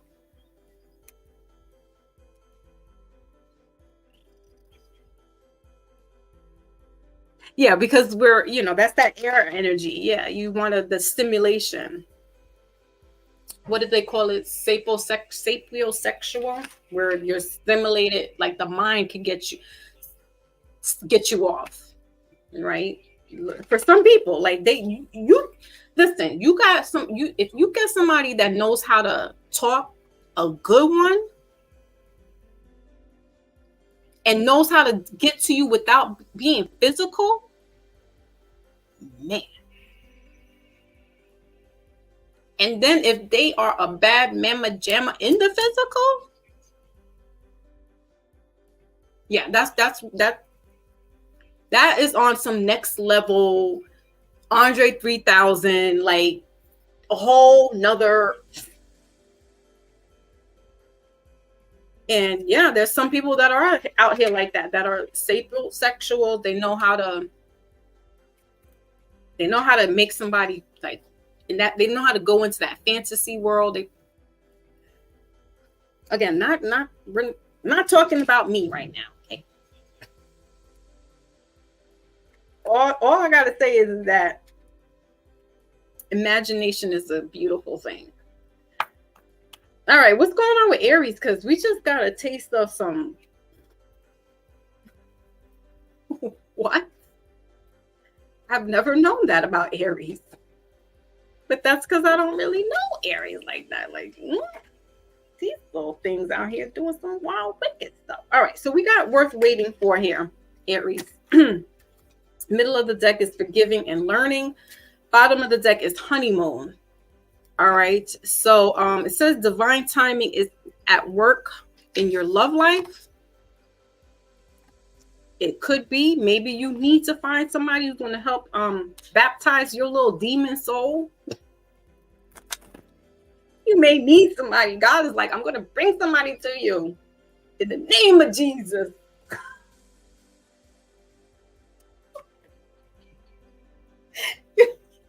No. What? I mean, I'm not trying to make fun of no Christians and stuff, but I mean, really? Really? So, yeah, some stuff could be coming through for you. Maybe you have, changed your ways and things of that nature. You changed your Jeffrey Dahmer ways, and so now you've been baptized in the flame of love. And you're like, okay, I'm gonna wait this out. So your card is the Four of Pentacles. You got the Five of Cups right here in the middle of the deck. So you might have had some, rocky relationships going on. And you have the Page of Pentacles in reverse, bottom of the deck. So clarifying this worth waiting for is the Four of Pentacles. Look, you showed up in these pictures here. Ram. All right, Aries. So, oh gosh. I gotta get my selenite for you guys because you are, what is going on here, Aries?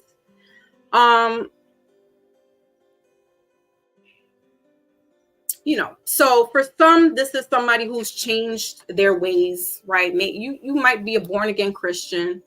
You probably were on that slime time once upon a time, and you just saw. Listen, I'm not for all that type of behavior. I'm changing my ways. You might have gotten more spiritually evolved, right? Where that certain energy, certain sexual acts, certain people, all that kind of low vibrational frequency is not good for you, is not best for you, especially if you're walking in a spiritual path, right? So, just isolating yourself, removing yourself from certain people, places, or things, is what's needed. The Four of Pentacles, that has to do with earth energy as well. So, you could be you could have been dealing with a earth sign, Capricorn, Virgo, or Taurus. But this is something in the past. I'm getting more past not past life, but some things that have you done in the past that is like you're going on some type of spiritual or religious journey where you just know that type of behavior, as fun as it was, it's like I'm changing some ways. Okay, let's see what else is there. But there is somebody, peeping you out though, Aries, or this is what you could be doing. All right, so there's somebody in the radar.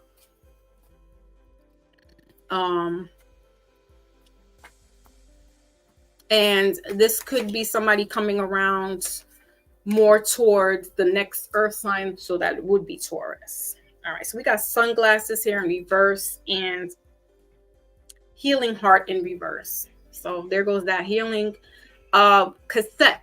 So outdated thinking. Yeah, this is what you are feeling, Aries. It's the outdated thinking. It's the no more doing that outdated, all that wild stuff you were doing before. You realize it's not, it's not for your highest self, right? Your higher spiritual self.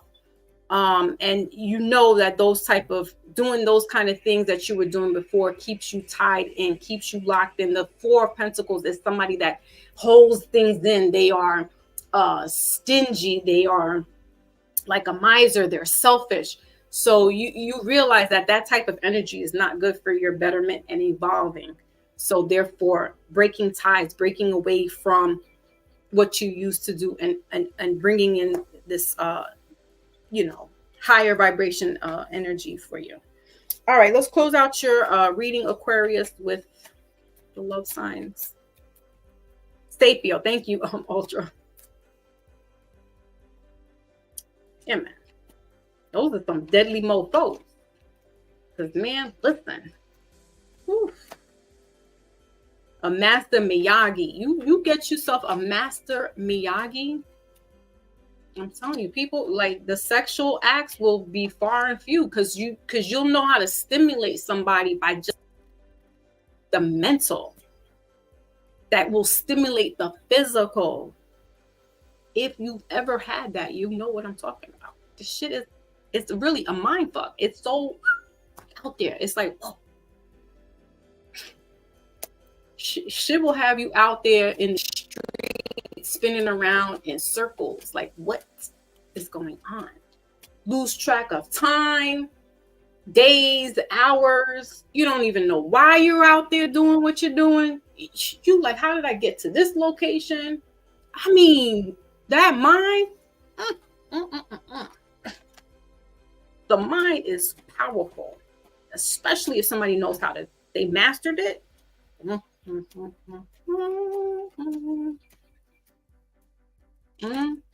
right, Aries, let's get you out of here. What is going on? No, but you're doing the right thing, Aries. You're on the right track right now. And get out of that low vibrational stuff. All right, so what do we have? We have attraction, divine soul counterpart attraction, transcends superficiality. Yeah, that's that sapiosexual person. So you realize that's what you're looking for. You're looking for someone. You got in enlightenment in reverse. You're looking for somebody who can, like, you're being uprooted from your root chakra, right, to vibrating up to the higher chakras, right, your third eye, pineal, up to your crown chakra, right. So Aries, you're going through some things right now that divine source creator has brought upon you, and maybe this is what you've been looking for as well. And in that, you will find those type of people that are on this high vibrational, knows how to, they don't even got to touch you for you to drop your clothes. Like, what? So Aries, if you're into, because you are apparently into that kind of exploitation in the sexual department, yeah, man, you get yourself a sapiosexual type person that's going to change your whole life around. You won't be out here, having to do some things.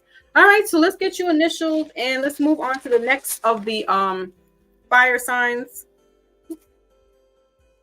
which is going to be Leo. All right, so we got initials L and Z. L and Z. Z, like zebra, for Aries. Okay. All right. So Leo is next of the fire signs. I love me some Leos too. Leos, Taurus, Libras. Men and women. This is men and women. All right, Leo, here we go. So sun, moon, rising, and Venus. Okay. The last of the not the last. Sagittarius is the last of the fire. Okay, Leo. Boom, bam, baby. All right.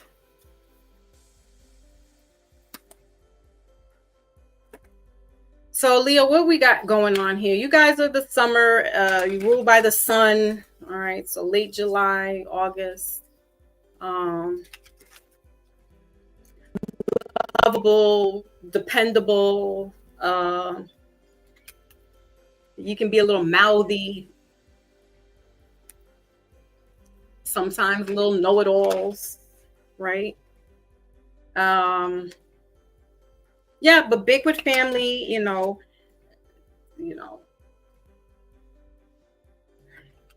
I take, and I don't really know the men Leos, but for the female Leos, in my observation, they will, for them, take or leave a relationship. Like, they know when the goose is cooked, it's time to get out. They don't really, they'll kind of stick it out, especially if it's a Leo woman that has children. They'll kind of stick it out for the sake of for their children.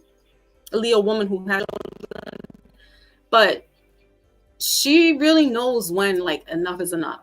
She's not like the Cancer, even though they're just separated by like a week or so. It's totally like, can't, like, Leos know the women, we're done. And they don't really, especially the women, again, in my observation, is that they don't really care for a relationship. Like, they're good by themselves. That doesn't mean that they wouldn't mind having company. But as far as like being married again and staying in the long haul, like, they don't really, they're not for that life. They're very much the independent. They're the soul. They're which is sun. And so they can stand alone. The men folk, I really know, other than my big cat. Am I saying it wrong, Maybach? But that's a thing. That really is a thing. Shut up. Stop laughing at me. That is a thing. I just heard about it, like, what, a couple of years ago. I was like, what? So you mean all this time that I've been doing that? That's what I am? Oh. Hot dog. Hot diggity dog. I wish these scam people would stop calling me. Stop calling me. Um,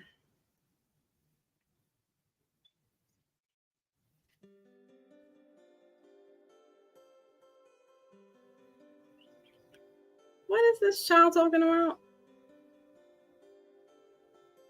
For who? I know you're not asking me. What? My son wants to get me Valentine's Day. Shout out to the Tauruses. I love me some Tauruses. They're sweetheart. They're pains in the butt too, but they're sweethearts. I love it. Um, because the Tauruses are about it. They are muscles. You need a protector, a provider, especially for the men. They are the ones. They will woof black out. Like they'll go full throttle for the family, for their loved ones. Yeah, man. My moon is in Taurus, and then my son, my child, he's a sun Taurus. So we be like this in the house. And because I'm mother, I rule. But sometimes I have to just be like, shh. We it's hard to humble ourselves. All right, Leo, what the hell? What the hell? What's going on? Nose in the building. Salute, salute. All right. So we're doing Leos. We did water signs already. So if you missed Scorpio, Pisces, Cancer, and Aquarius, because their birthday was, they're still in their birthday season, you could just check back. All right. So we got keep an open mind in reverse. Bottom of the deck is express your love. Taurus. Leo, because Leos are like a Taurus type of energy. They're very, muscle. That's the muscle. You need to get it done. You need some business to take care of. Taurus and Leos will do that. They are, I call them the clipper. They go clipping some stuff off. All right. So you got a heart-to-heart conversation here in reverse, Leo. All right. So, I'm getting that most people are like not feeling this lovey-dovey thing right now. Okay. No problem. No pressure. Honestly discuss your feelings with each other. Leos they kind of don't do that. Yeah, they're stubborn. They're a fixed sign. So yeah, they're not going to really talk too much about things, especially when it comes to love. You know, like I said, Leos, especially the women, when they get hurt, scorned, or when the relationship is just that's it, there's no talking. There's really no communication there unless you got to talk about your children. But other than that, there's no me, you, us. So Leos is kind of going through that right now. All right, let's clarify what's going on here.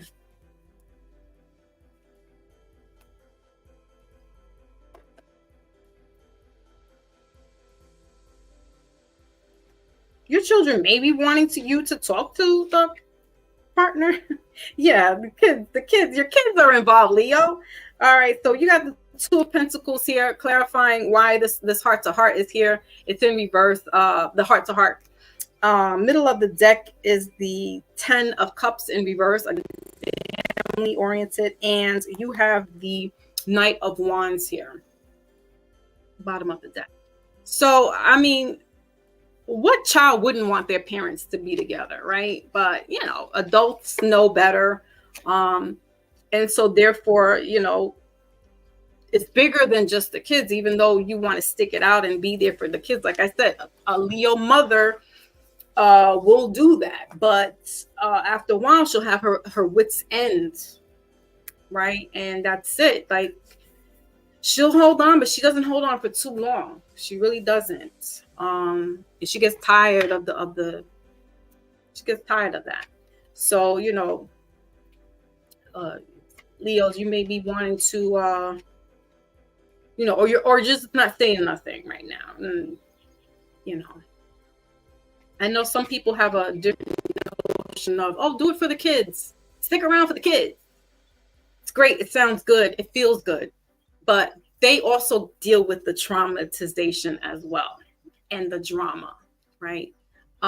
Because yeah, they're young right now, but when they get older, it's a whole new ball game. So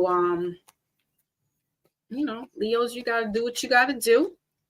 I don't really have any advice. I just see that this is what's going on. And as parents, first things first is our children. Some people are like, no, the spouse is there, and you work that out with the spouse and the children. Listen, the kids for me come first. They're dependent on you, not this other person that's grown that needs to get their shit together. The children need you. So Leos are definitely going to pick their kids first and foremost. Okay. Carry on. What else? Not so much. And Leos, you may want to, take a little trip with your children then, get out, I say field day, or, just a little getaway. Maybe that's, you could be a single parent.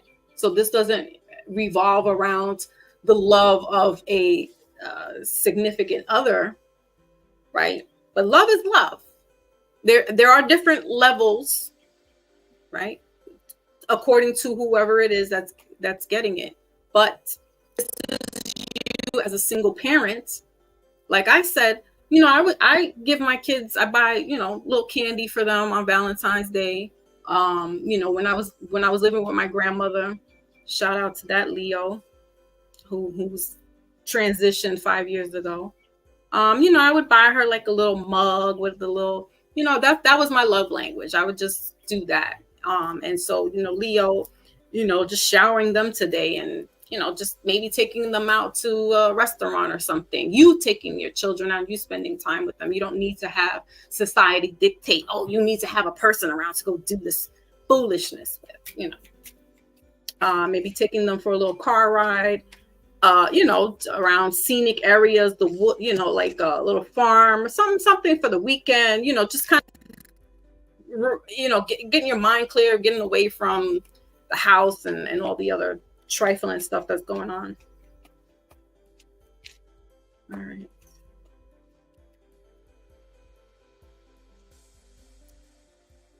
So many cars want to come out. Ooh, pretty gangster. Hi, pretty gangster. All right, so we got passion in the middle of the deck. Bottom of the deck is stabbed in the back in reverse. And kisses came out for Leo, clarifying all this here. It's in reverse. Yeah, so no tender kisses, no, there's, you could be a single Leo, and there's nothing wrong with that. And you know this, you don't care about what society says. You definitely take care of your own. No one tells you what to do, Leo, right? No one. But they don't like to hear it. And it's like, excuse me, Leo, but you what's wrong there, Leo? Leos don't like to hear that shit at all. Again, I don't really know the Leo men, but the Leo women, it's my grandmother. Just like everybody was, they didn't want to deal with her. They couldn't tell her things because she'd be like, "I dare you, I dare you." All right, you got it. But no, here comes me. Like, no, let me tell you now. This is what's going on, Grandma. And she would listen. It was the deliverance. It was how I would talk, because I wouldn't get all emotional. I'm not for all that rah-rah stuff. I'll let you keep.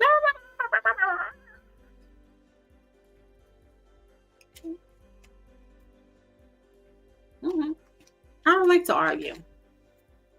I'm not wasting my energy on you.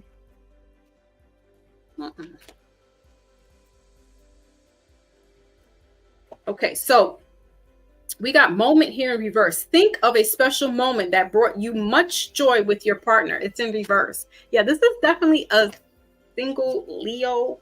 All right, middle of the deck is admire.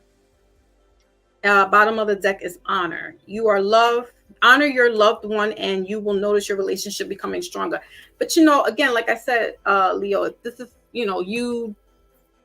as a single parent. Um, excuse me. Love life is not on your radar at the moment. You could be coming out of a relationship, or you're in one that's kind of like rocky roads, right? Or you may be a parent that the spouse has transitioned, so you could be a widow or widower, right? And it's been always just you and the kids. So getting into relationships might be a little off your radar at the moment, but again, Leo, you know what to do. No sense in me telling you. All right, initials. We got U and A. Initials U and A. All right, so that is Leo. Let's move on to Sagittarius, the next of the fire signs, the last of the fire signs. Sagittarius, little peculiar little people you are. Where's my Wally at? Okay, let's see. Very good. Yeah, that's it. That's the name of the game, because we get caught up in this day, and well, not we, some of us, right? And you should be sending love all the time, right? Showing signs of affection all the time. It doesn't have to be extravagant stuff. No, I didn't do Virgo yet. Actually, you guys are going to be last. No, my bad. Earth is coming up next. Earth is next. And then air signs will be last. Because sometimes I leave the earth signs last, and I'm like, oh, you guys are the grounded ones. Maybe not so much the Virgo. Shout out to my mom, master teacher. Cheers. Yeah, I gotta get my mom up here. I know we were gonna do that when I was down there, and we were thinking about doing it when I went to go see her in September, and doing a live with her, me and her coming up here. But the time is just, I was like, listen, I'm tired. Like, I just want us to chill out. But trust me, I learned a lot. I learned most of this stuff from her, and this whole spiritual side is coming from her father's grandmother from Grenada. So yeah, man, I got some special. They were very artistic, arty, musical people.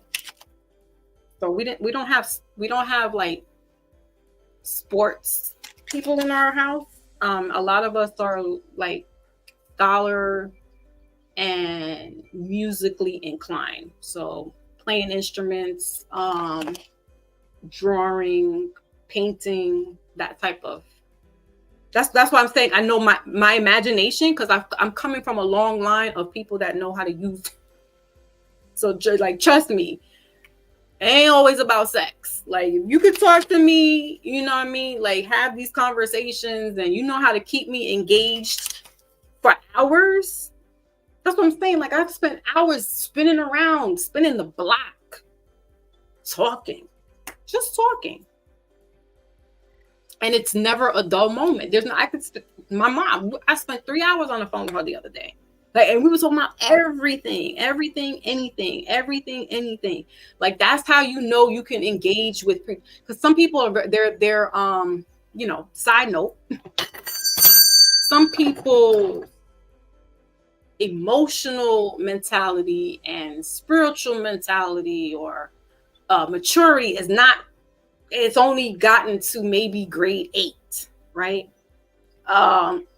While some have gone on to, some may have gotten a bachelor's. I mean, I say I'm in that college level, but not. I don't got no master's yet. I'm getting there, working on it. It's going to take me some years, but I'll get to that mastery in spirituality. But yeah, if you can get somebody that can engage with you like that. All right, so Sagittarius, you got release your ex in reverse. Release your ex in reverse. Middle of the deck is this could be the one. And bottom of the deck is attraction, show.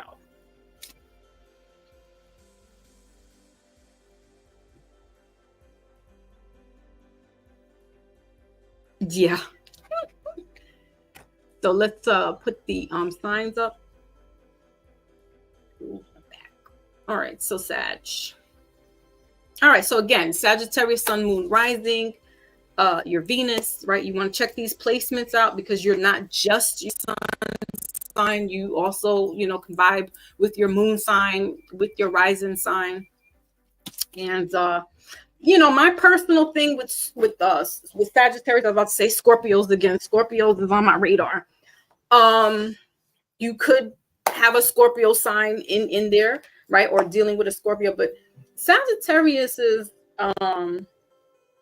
like they're very unassuming as far as they're kind of low-key with relationships. They don't really they're not one to like show it off, right? And so you don't really know. They're kind of like private people. You'll know when they're in a relationship, but they don't need social media to validate they're in a relationship. Some I'm more talking towards like 30 and plus, right? Because the younger Sagittarius, I don't know, they may not. But for the most part, and females, they're kind of like quiet. They're just very unassuming. They're not flashy, they're not showy, right? It's kind of same thing. But let's see here. So we're going out of the black love signs. Let's see a little bit about Sagittarius. Why I keep saying Scorpio? Ultra, you are like on my radar. Like I can't get Scorpio. Oh, are you Wally, right? You got Scorpio somewhere? Because Scorpio keeps talk about me. Oh, and of course, my Lotus, Scorpio, but it's the men because Lotus be chilling. The men be out. The Scorpio men be like, I'm here.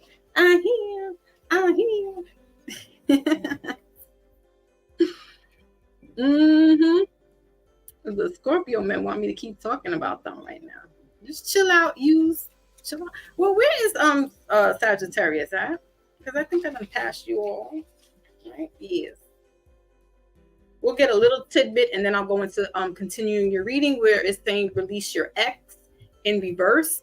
So, this is double like you're done. You're like the whole relationship is over. This could have happened around your birthday. Like also getting Capricorn season. So sometime like in the winter. I mean, technically we're still in the winter season, but I mean like early winter.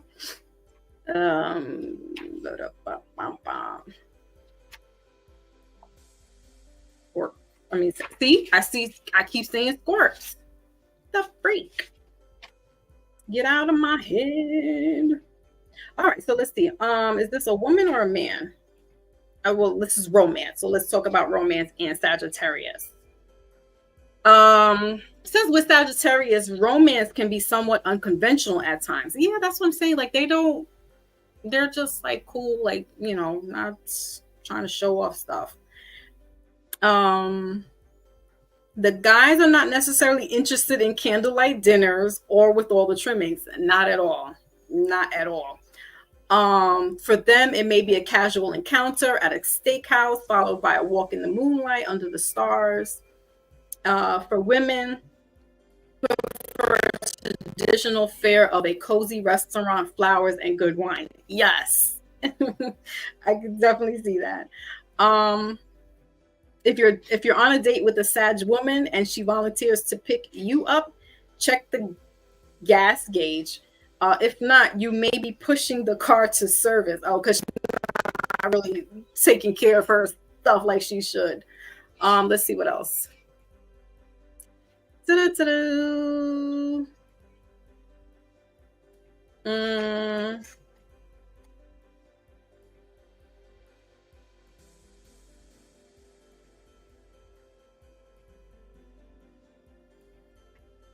right, let's see. Let's get the overall overview here. All right. So positive traits with the Sagittarius, they're the archers. They're traditional lover, confident partner, methodical and arduous, one of the participants of the freak show. Yeah, I told you guys, Sagittarius are peculiar little creatures. I could totally see them in a freak show, throwing darts, flinging up the flames. They're prone to bisexuality, may be sadistic or inconsiderate. Sometimes a penchant of. Okay, we're not talking about that. What? Word to the wise, Sag people are the flirts of the zodiac. So if you're prone to jealousy, you'll be licking your wounds a lot. Yeah, they kind of do. But it's in a roundabout way. They're not. It's again, you will not. Their flirtatiousness is very. I mean, it's flirting, right? But like, you won't know if they're really into you or not, because it could be just this like flirting to get drinks, right? Like, but they're not going out with you after that. That's what I mean. Like, it's not there. That's what's weird. Like, they do certain things that are just like, it's more selfishness. Okay, let's see in the sexual astrology. Because apparently Aries, and what is that? Aries, that's fire. Why are you fire signs so nasty? Like, y'all really like that? Let me find out. Well, let me not find out, because y'all weird stuff going on here. I like to stick to the traditional stuff. Like, what is y'all doing? Okay. So for women, Sagittarius, they are vain.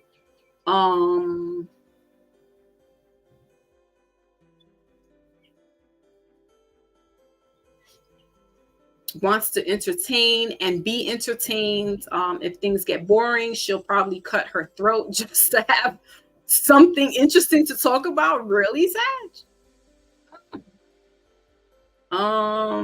She loves her freedom and must be free to travel. She needs constant variety and stimulation. Even when she's happy, she can't be happy alone. She needs an audience to witness her happiness. So basically, the woman born under this sign is willing to explore sex with a promising partner, but is far more interested in friendship. See? The exchange of ideas and romantic adventure. All right, let's hear about the boys, the men. I want to say they're very similar, but let's see.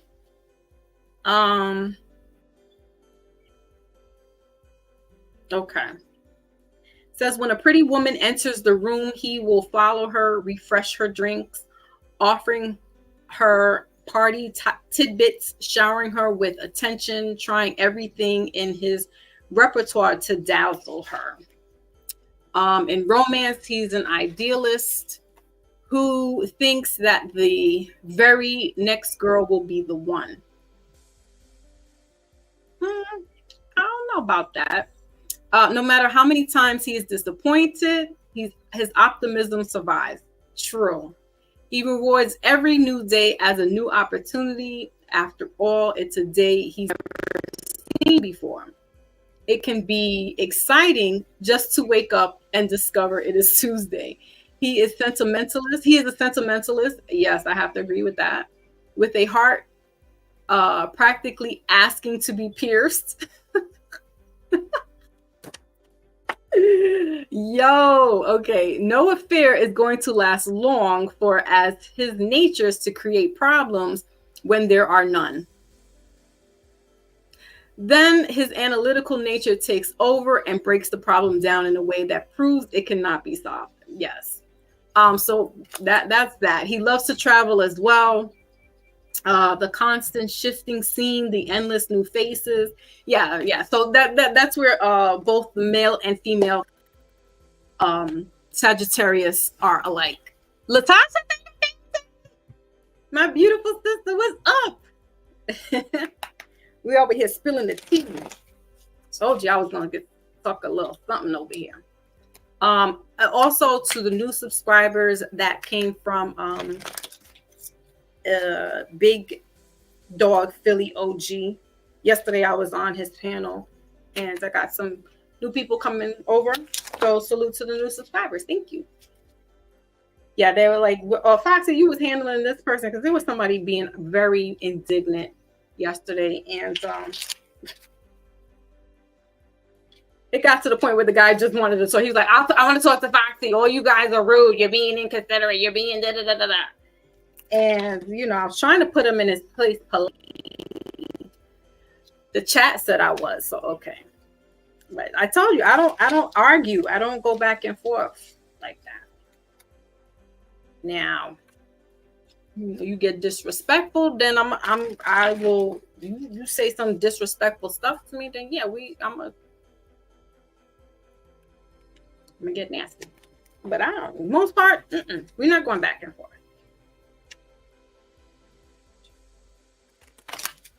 I'll let you have the last word. I'll do that. Let you have the last word. Just so you think you got one up on me. All right, Sag, let's see what's going on with this release of your ex. You got attraction here. Something could be on the horizon for you. I think just like we were reading in the book, there is that, you just the entertainment of it all. I don't feel like you're necessarily looking for anybody. Or anybody's out there looking for you at the moment. I think that, just being in the moment is good enough for you right now.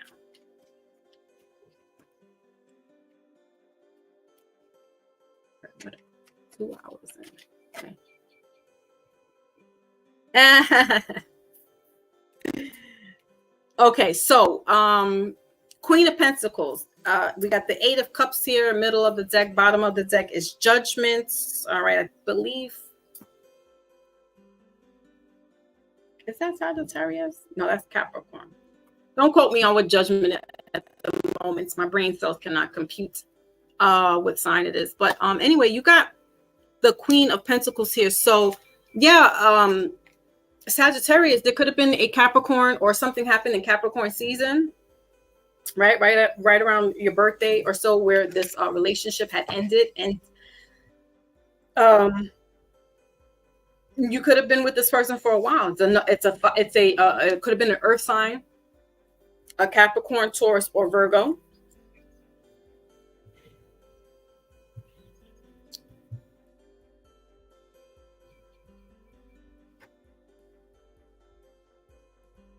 Or, if this is a Sagittarius female, it's that, the saying goes, what, drop this zero and get with this hero, right? So, I mean, there's somebody that was in the mix. Like we just read and heard that Sagittarius kind of like, they do this little flirtation stuff. So, there might have been a relationship going on, but, somebody was like, hey, drop that zero and get with this hero. I know it's an old saying. I'm old school, but so but there might have been some things going on behind the scenes, and therefore you've moved on, right? It's not necessarily you went and jumped in to be with somebody else, but some things happened, you moved on. But I don't feel like there's anybody really on your radar right now, Sagittarius. All right, what else?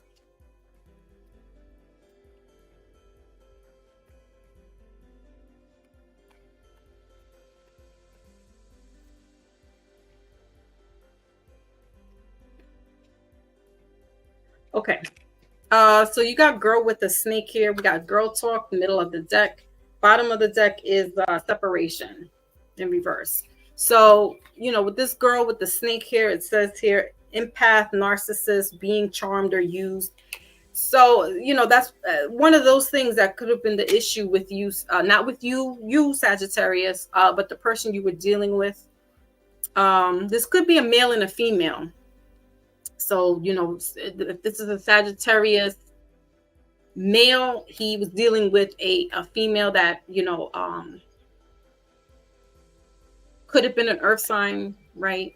Or the opposites. So I'm definitely roles are reversed in here, but either way, I don't get that there's any one particular person on your radar at the moment. I think you're just like, taking time to just chill and process things.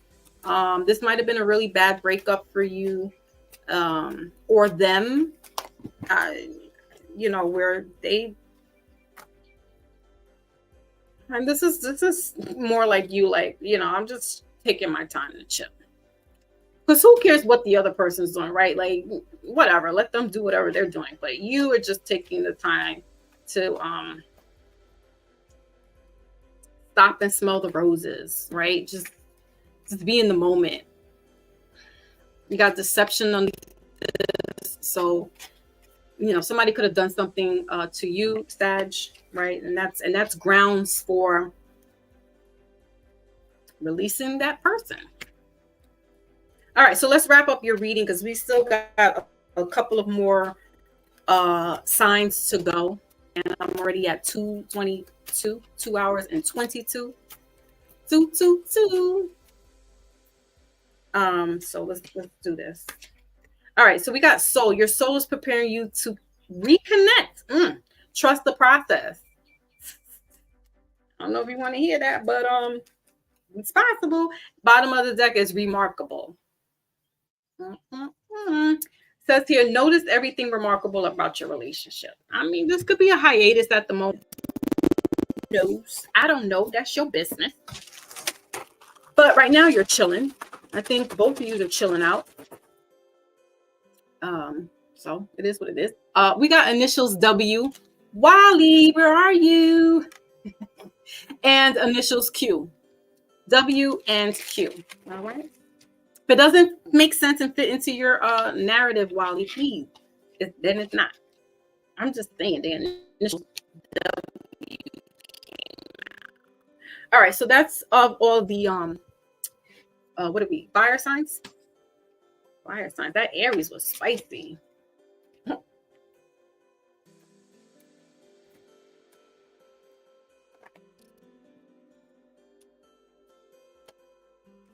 Okay. So we're doing, sorry. We're ending out the fires.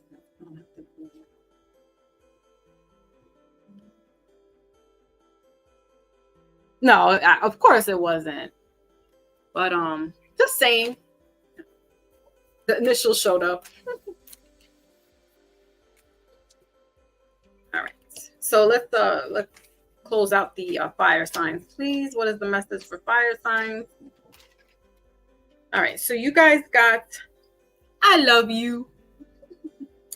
These are powerful words. Number 20, breaking down to 2. All right. So, 2 is about harmony, connecting, partnerships. You have rest and relaxation is essential. So definitely Sagittarius. I think who else is chilling out in that fire group? I want to say Leo, but bottom of the deck is have patience in reverse. So air signs, fire signs. Jesus. Very simple. You don't, it's great, to have somebody you can say that to, but say that to yourself. We miss the mark with ourselves sometimes, and it's always about somebody else. When was the last time you said I love you to yourself? Right? So you got to keep that in mind. It's not always just about the other person and your children, but love yourself. Try to make that a daily affirmation for yourself, fire sign, so that if nobody else gets me, Leo, that's Leo. Nobody else gets me. I know I'm good. I love myself. So fire signs, that is your message. Wow. Okay, let's move on. We're going to earth signs, Taurus, sun, moon, rising, and Venus, Taurus.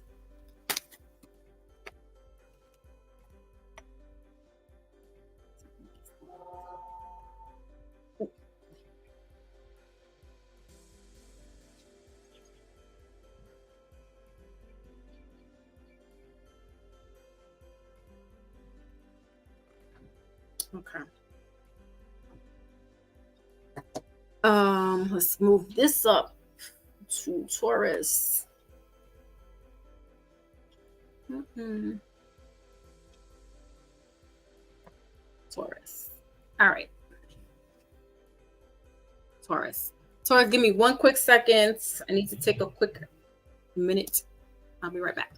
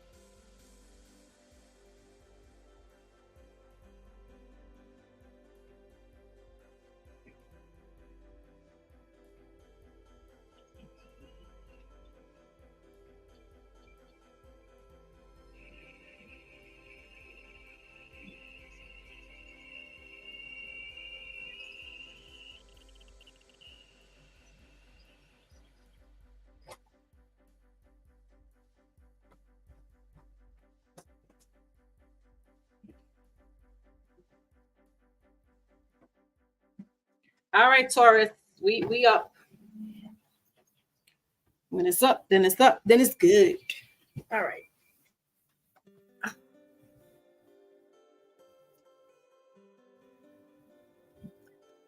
get to the comments. All right. So there we go. All right. So Taurus, rising and Venus. And I have my, like I said, I have my moon in Taurus.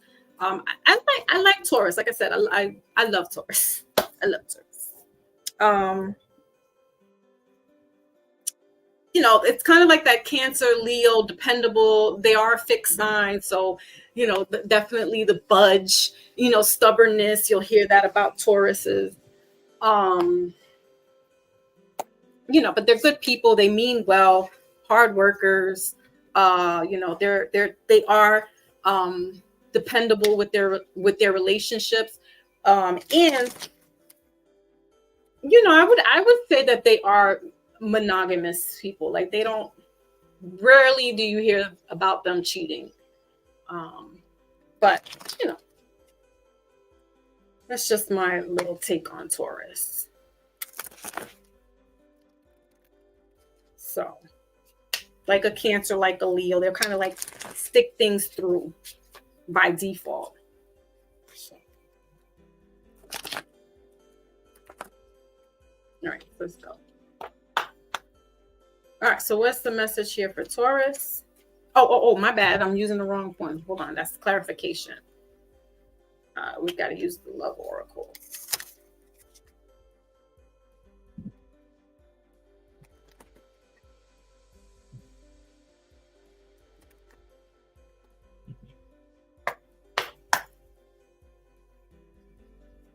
Okay, use Taurus's message.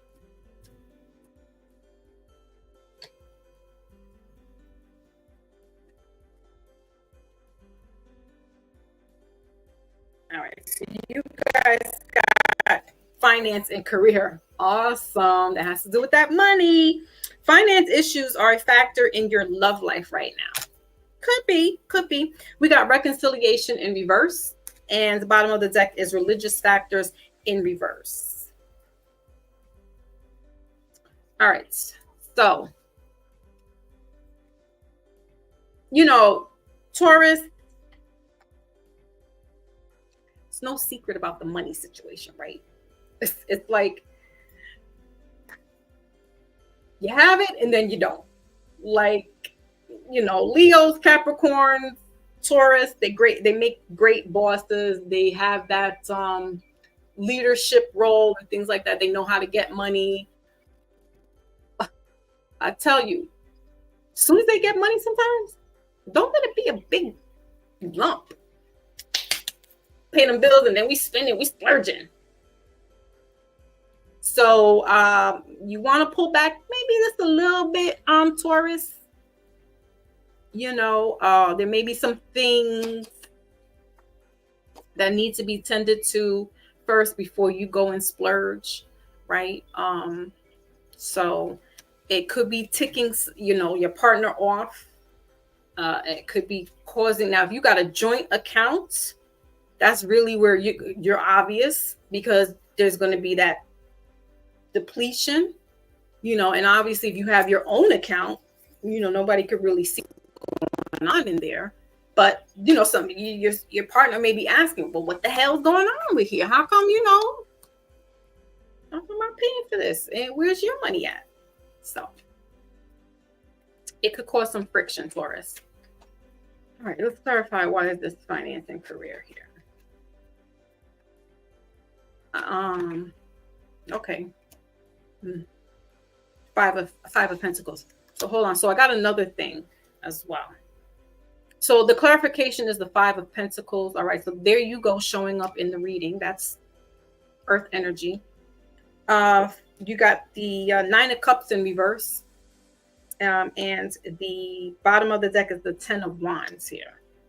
So this little thing is in the way. But anyway.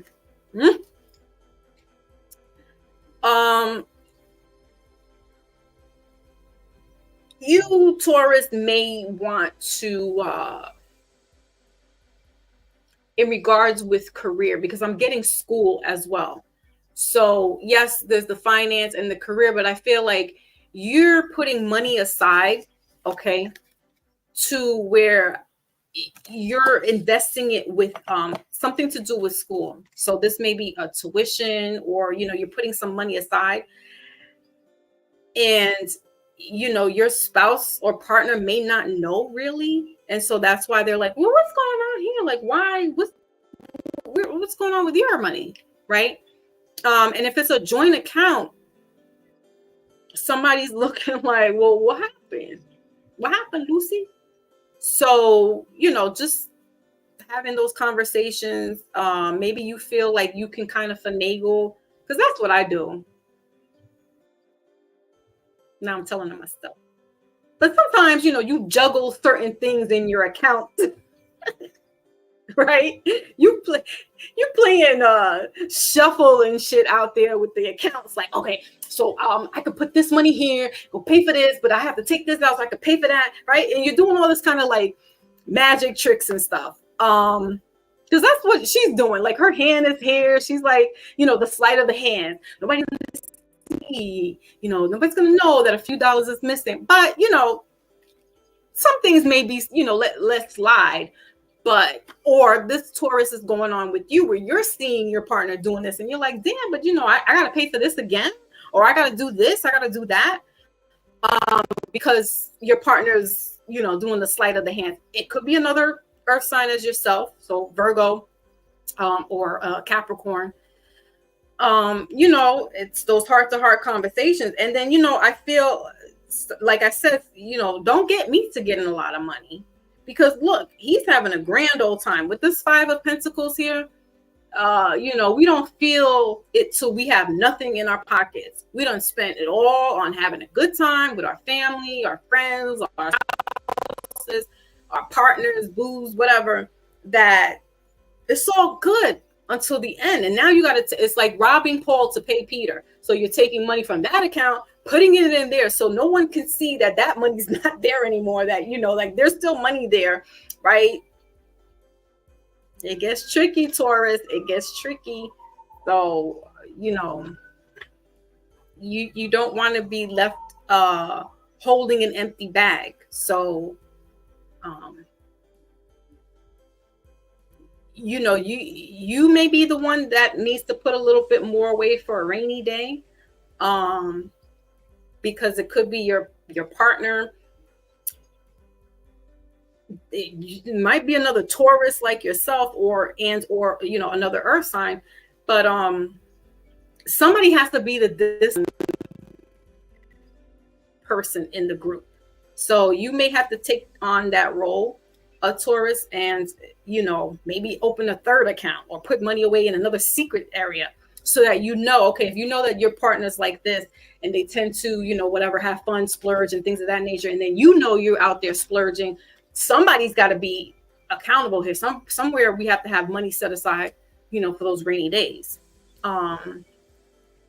So there may be like, doing other options, investments or CDs or things of that nature, where you can't readily get to that money. It needs to be sitting there saved, and really for an emergency. Okay. Because that can put a strain on a relationship where it's like, come on, I'm always doing this for you. Like, come on. All right. We got love here also showing up. So yeah, that's nice. Unconditional love, self-love, right? Attraction, affection. Middle of the deck is the chaser. And healing hearts in reverse. Yeah, I mean, I don't see any problems here other than, just one, talking about it, talking about your financial situation or your career moves, with your partner, significant other. But the other thing is, and some old school mamas will tell you, don't let him know where you got the rest of that money at, right? So you have to be a little smarter, and your birthday's soon to come, right? Soon come. And so therefore you need to start, having a game plan and an exit plan, not as far as leaving your relationship, but just having that money, because I feel like you guys like to have fun and have a good time. You like good things. You like to hang out, restaurants, sometimes eat out, whatever the case may be. There's a little overindulgence going on. And then when the well runs dry, that's when we start to getting with each other, like, why? You should, right? So to kind of avoid all that, you may have to open up another investment somewhere, an account somewhere, do something to have have a little cushion. So you could, like, oh yeah, I got that. I could just dip in there and get what I need to. If we got to pay this bill, at least we're okay. Right. All right. So let's sign you guys out with a love oracle. Taurus.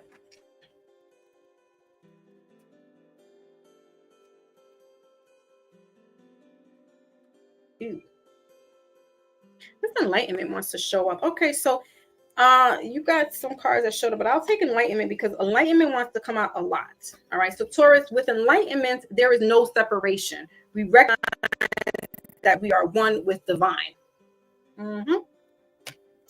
And you got clarity, right? Time to think about the situation and gain clarity. And then bottom of the deck is recognition. The divine will help you recognize signs and miracles.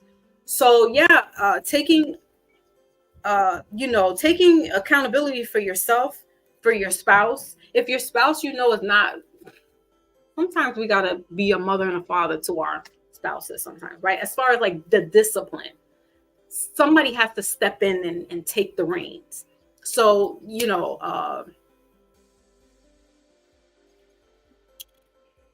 Cancer could be coming up in here. I don't know what that's all about, but could be dealing with a Cancer, Taurus, or that's maybe your moon sign, right? Whatever. Could be the opposite. But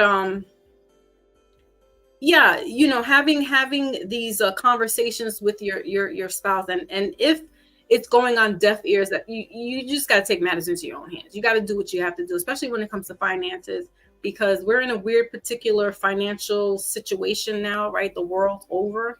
And we don't kind of like want to be left, holding the bag with nothing in it. All right. So let's get some initials for Taurus. You got the letters N like Nancy, G like George, or Gina in your Gina voice. All right. So Taurus, that is your message. Okay. Now we're going to go on to Virgo, the next of the earth signs. And Virgos, you know I love you too, right? You guys are little weird folks. You guys have this very much so. Your sister sign is Pisces, so you guys are very out there artistically, right? Um, and you guys are mutable, so you go with the flow of things. Relationships, they're kind of also like that Leo, where I was saying, they could take or leave it, and when they're gone, that's it. It's like, we'll give it a try, and maybe we'll give it a try, but maybe we won't, and we're good. They don't really keep investing in the love department. But yeah. Let's see what is going on in the love department. Let me change that banner to Virgos.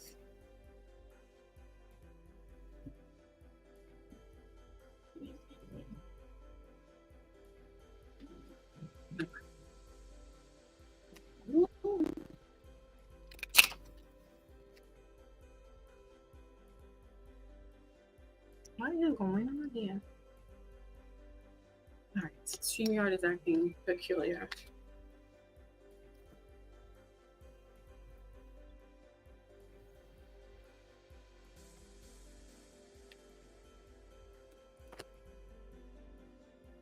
Okay, there we go. So I couldn't see the comment section. I'm like, what? Couldn't see that. All right, Virgo. Sun, Moon, Rising, and Venus. Okay, so let's see what's going on for Virgo.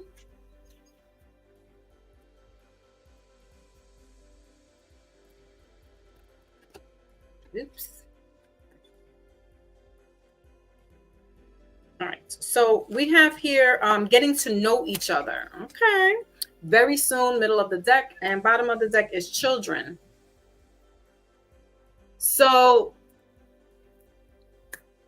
Virgo, this could be a single parent that's is starting the dating life again, or you are dating.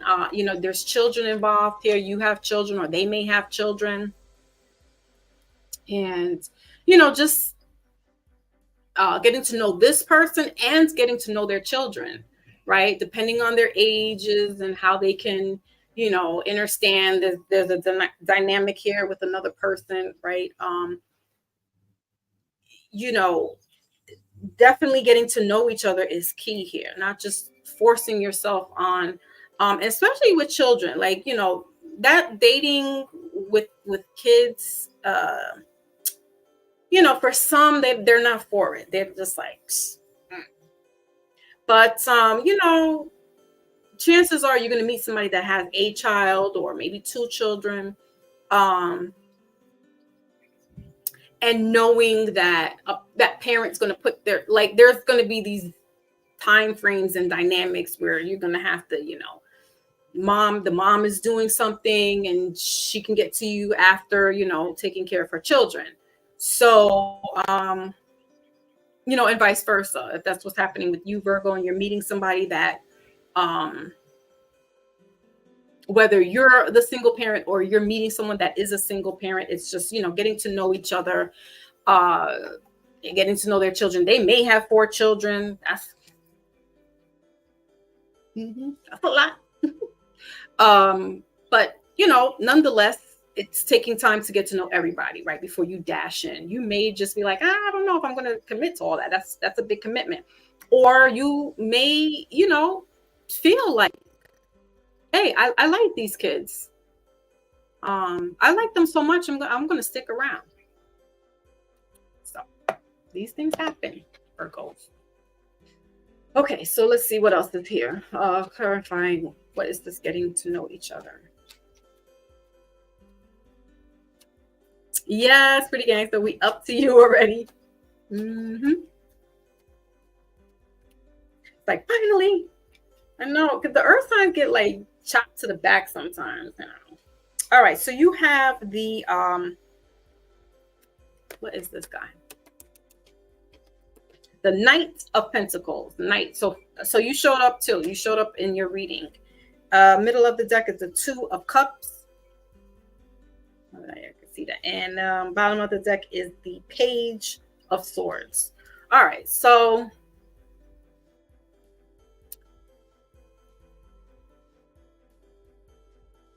Virgo, yeah, you know, take your time, because the page of the not the page, excuse me, the Knight of Pentacles is a very slow moving energy. And you may feel like, I'm ready to go dive into this, or however the situation is, right? Um, there's some things you need to think out completely. I don't see anything wrong here, but I just don't be more cautious, I want to say.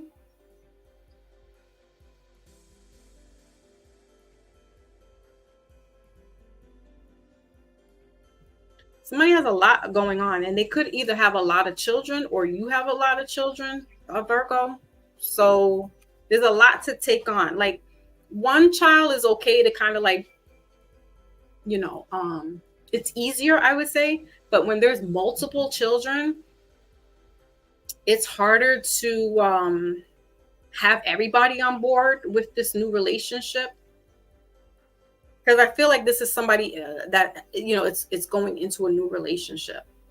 I don't feel like this is a husband and wife already settled and stuff. Because why would you? I mean, yeah, you can get to know your husband and wife, but maybe, and I feel like this is like a blended family. So it's like, all right, so if you're newly married, it's getting to know the children as well as getting to know the rest of the family.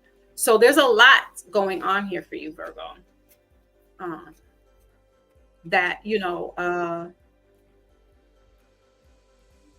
just see things through. There may be one or two children that might not be agreeable with this. So that could be because I feel like there's a slight pushback, and it could be one of the children or two of the children that are kind of just like, no, we don't think you should be with this person, because kids are going to do that. They want their parents to be together.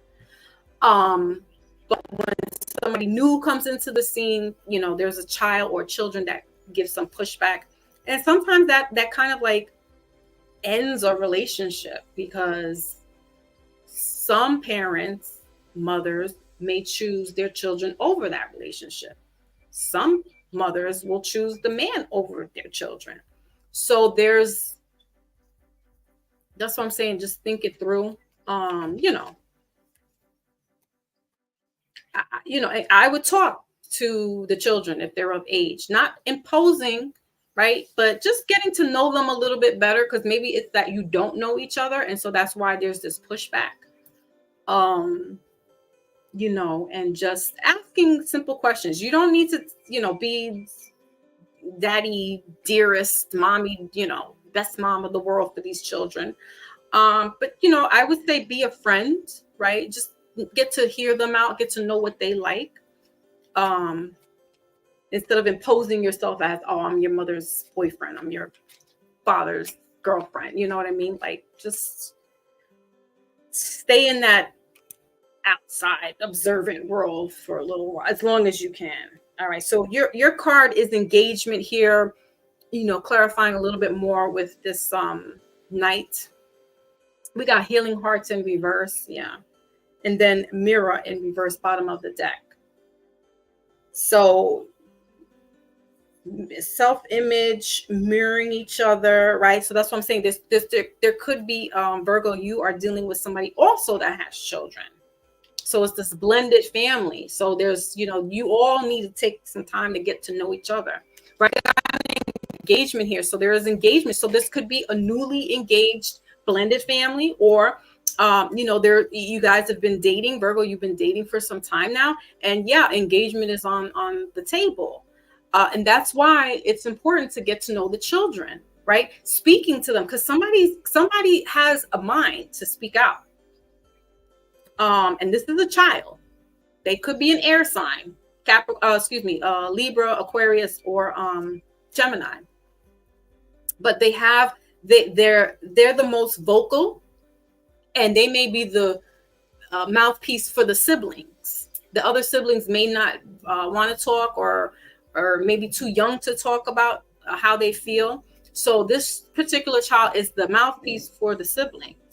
So, I would get to the one who's the most resistant, not the easiest one you can get to, right? That you can kind of, relate to or find, because it's easy, right? You want to get to the one that stays, and slowly, do not impose, do not encroach on them, but slowly get to know them, and small conversations, very, and about them, not, well, I'm with your mother, right? Or, I'm with your father, right? No, about them.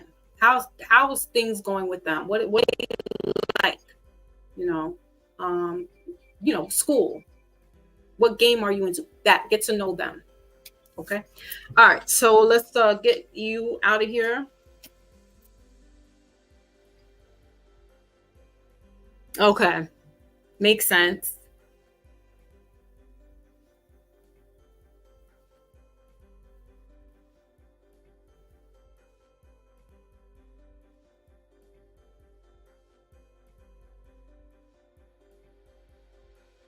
Okay. Reading pretty gangster stuff. Honestly, that's it. Yeah. The kids know. That's what I'm saying. So, while you're caught up in a relationship, excuse me, guys, while you're caught up in a relationship, the children are very observant. They see it all, right? They don't see it all, like, because, you're behind closed doors sometimes with things, but, they're very observant of the person that you're bringing around. And they'll tell you. They'll tell you about yourself. They'll tell you about the relationship. Okay.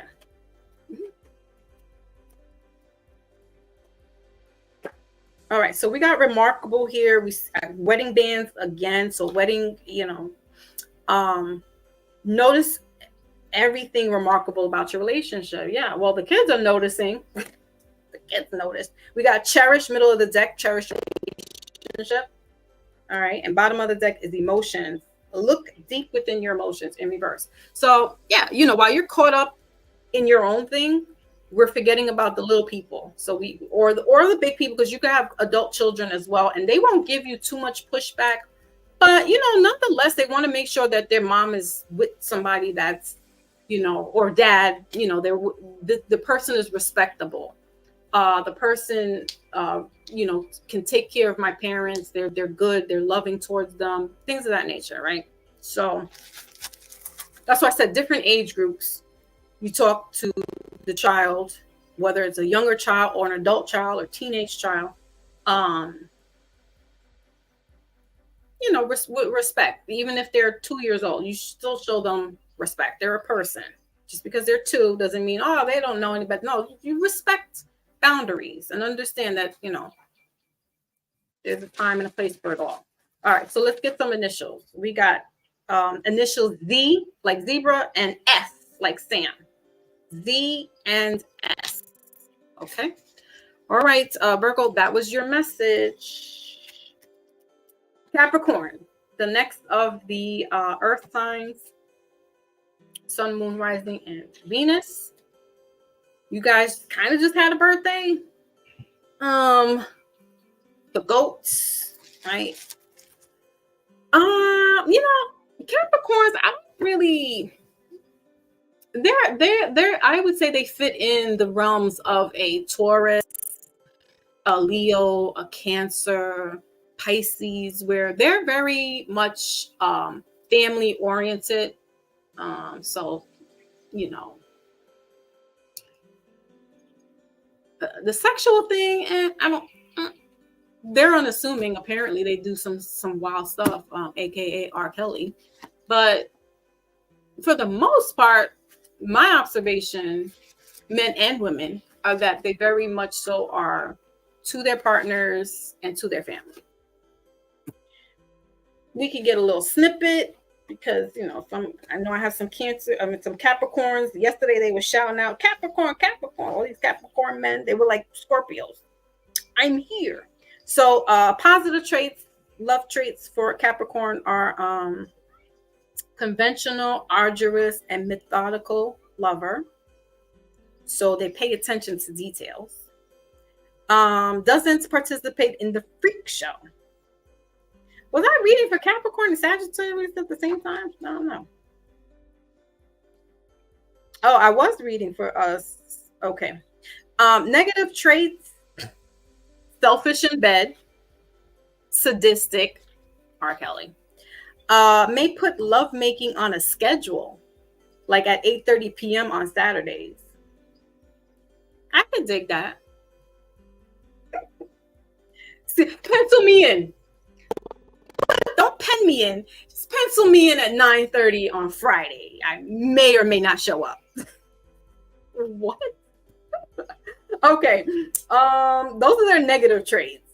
All right. So the positives is that, they're conventional. So, you're not gonna get, it depends. They could be freaky, or you can get the, traditional, hey, lay down, it's 8:30. You know what time it is. Right? Oh, what is going on here? The people that write this stuff crack me up. All right, their ruling planet is Saturn, so that's the father, right? Cancers are the mother of the zodiac. So, all work and no play makes what's his name? A dull boy. All right. Associated with discipline and hard work. These mountain goats will work as hard as they need to reach the top of a career or any other area in their lives. Now, let's see what's going on here.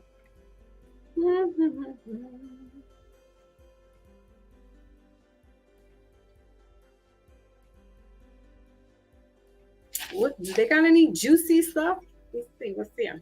Capricorns generally marry very young or very late, or not at all. Usually they are so wrapped up in career ladder jobs and being successful in the workplace that love, marriage, and long-term unions are delayed. In the Capricorn's man's quest for prestige and success, he may marry for money and status instead of love and happiness. Okay. Let's see. What about the women? Okay.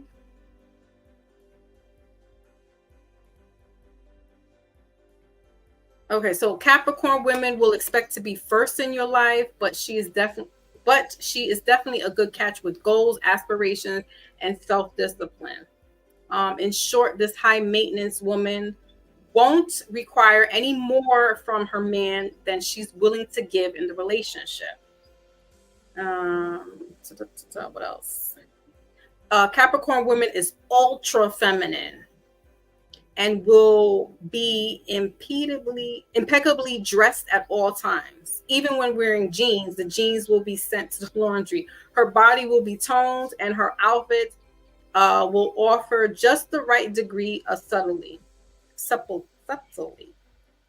No, I can't read. All right. When you first notice this woman with her head in the air and removed look on her face, she will be dressed in a way that reeks of perfection. Her appearance will be ultra neat, hair freshly done, nails and toes manicured. Okay. All right.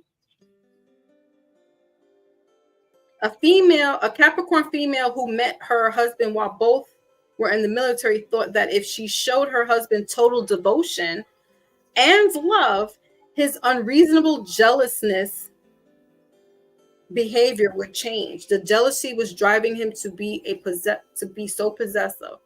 He wanted to possess me totally. So this is somebody giving an account about now who knows what type of man she was dealing with. All right, but so those are the little tidbits there. Let's see what's up in the sexual book about Capricorns.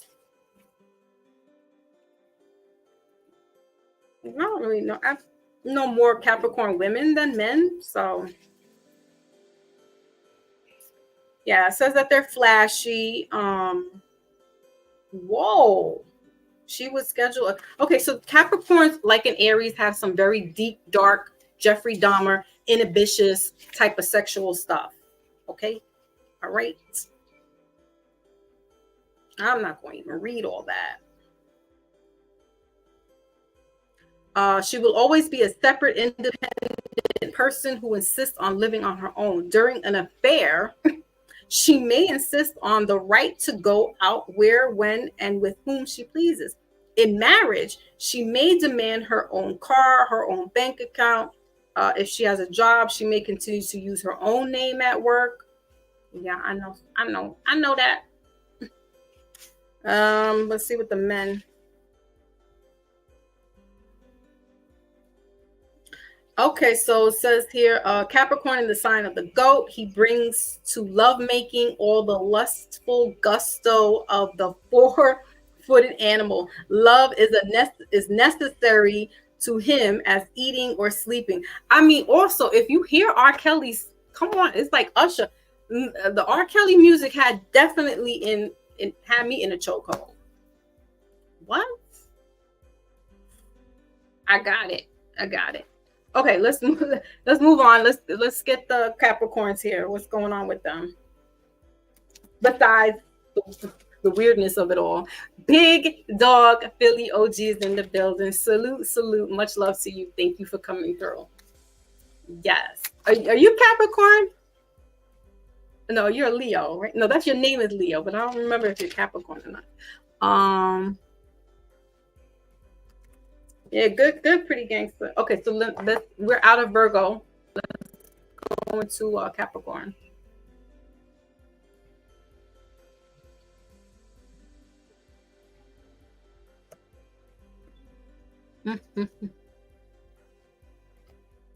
All right, Capricorn. Sun, Moon, Rising, Venus. Right. Yeah.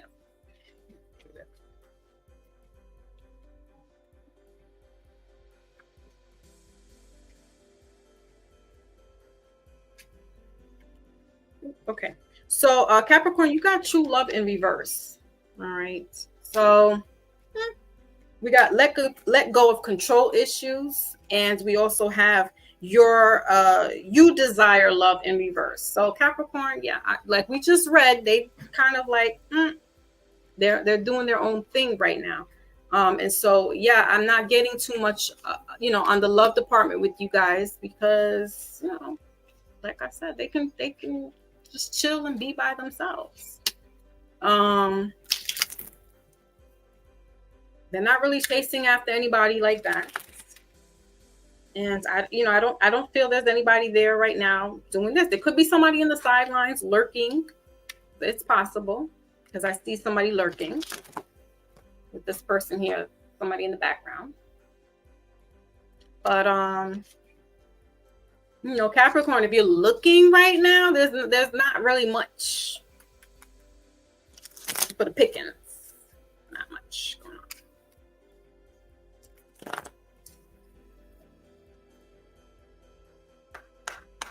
All right, let's clarify. Why is this love in reverse?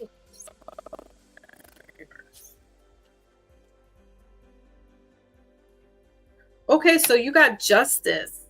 The Ace of Cups in reverse. Sorry. And the Chariot card here. So Cancer energy, bottom of the deck.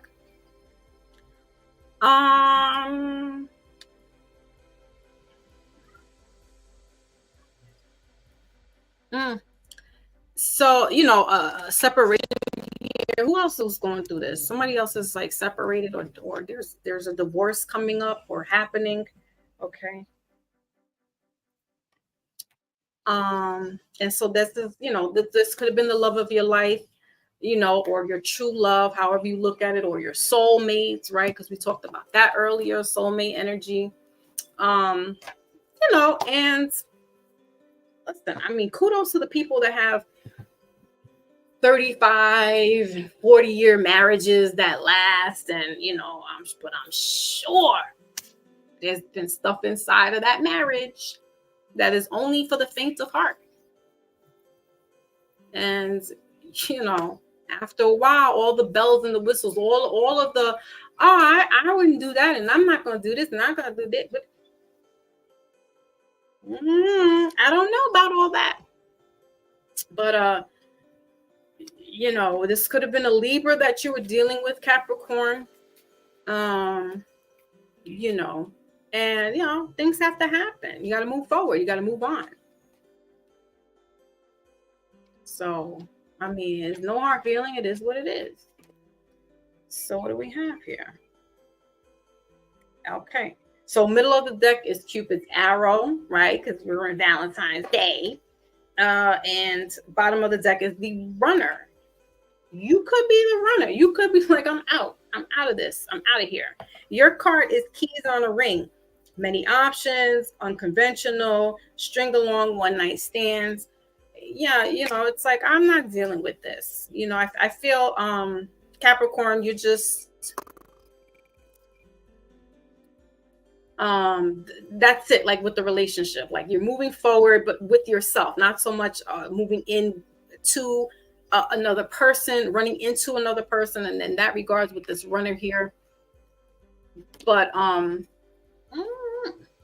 that's not to say this is not completely off the radar, that somebody's you may not you may not notice somebody eyeballing you, but there could be somebody that's kind of like lurking in the background, just checking you out, Capricorn, and vice versa. You could be the one.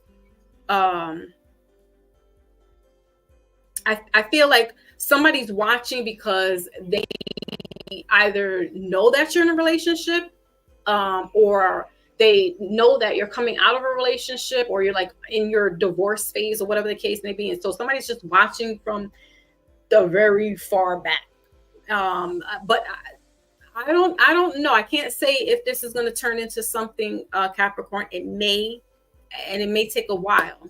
So don't look for anything today or the next couple of weeks. This could be months, and it could just fizzle out. You know, somebody waiting in the sidelines, or you're waiting in the sidelines for somebody and their relationship to kind of, you know, move forward, you know, without the other person around. I don't know. I don't know if some people may not want to hold out that long. So, yeah, love calls. Someone expresses love, mhm, thinking of you and letting you know. So, yeah, I mean, that could be, you know, it could happen. I'm just saying, don't expect anything today, Capricorn. Okay. All right. Let's close out your reading. We have signs here. Bottom of the deck is bonds. A love bond grows stronger. And your card is watch out for signs leading you to true love. Okay. So what you thought was true love isn't true love. I don't know, Capricorn. You got a funny way about some things. I, I feel like you move into thinking, okay, this is it. This is the one. This is it. This is happening, and you might have been in this relationship for a very long time, and things for whatever reason, you know, fizzle out.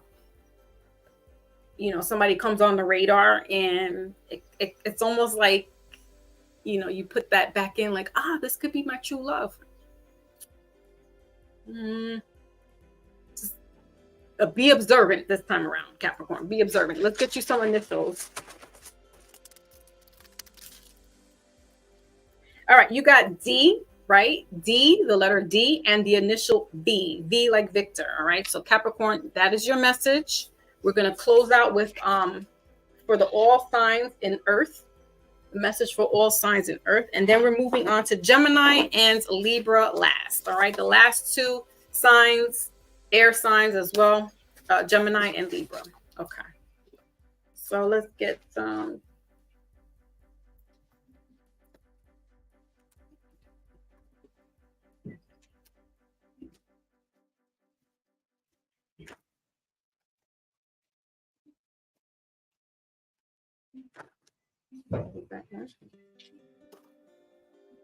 These cards are so weak. Weak. All right, so what do we have here? Slow down, pause, and allow things to unfold. Number 9. So this is in reverse, guys. It says slow down, the number 9. 9 has to do with endings. All right, so there's a lot of endings going on who's got endings in there besides Capricorn? I can't remember at the top of my head now, but you know, endings have to happen so new beginnings can begin. And you know, when we're talking about love or romance and things of that nature, um, there's always cycles in a relationship. Even if you're with somebody, if you're not with somebody, that's a cycle because something's going to start up, right?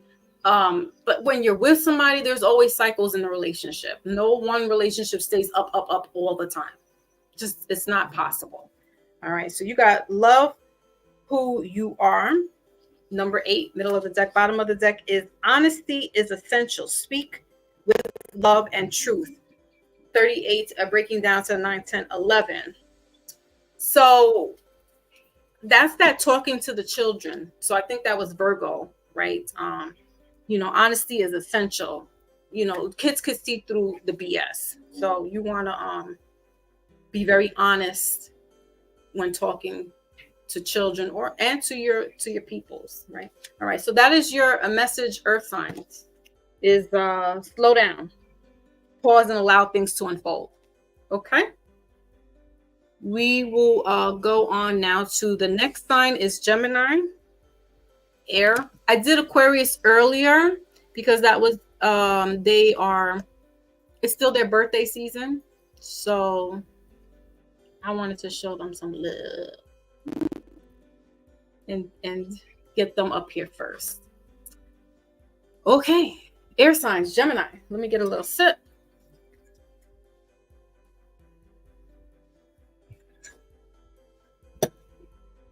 And what time is it already? Sheesh. Well, how long have we been here? 3 hours. Even when I try to go short, I still can't. Okay.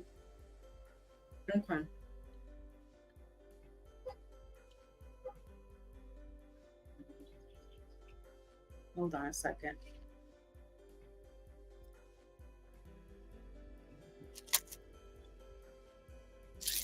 Okay.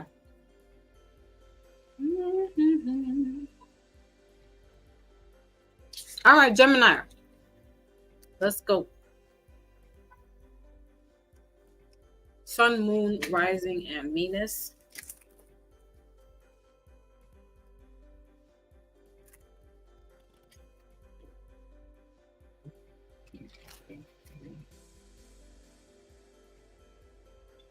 Okay.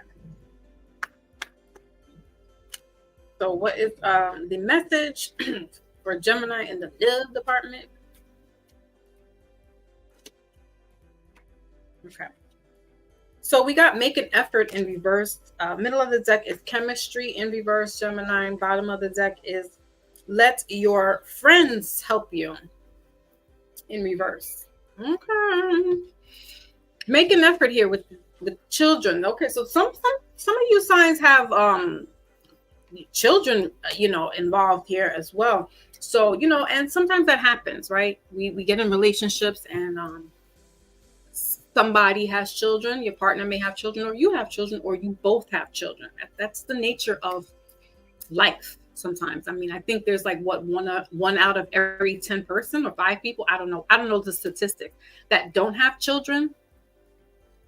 But yeah, I mean, the dating world, you know, if you really trying to get somebody that doesn't have children, you know, the age and the demographics, I don't know where you're gonna have to go for that.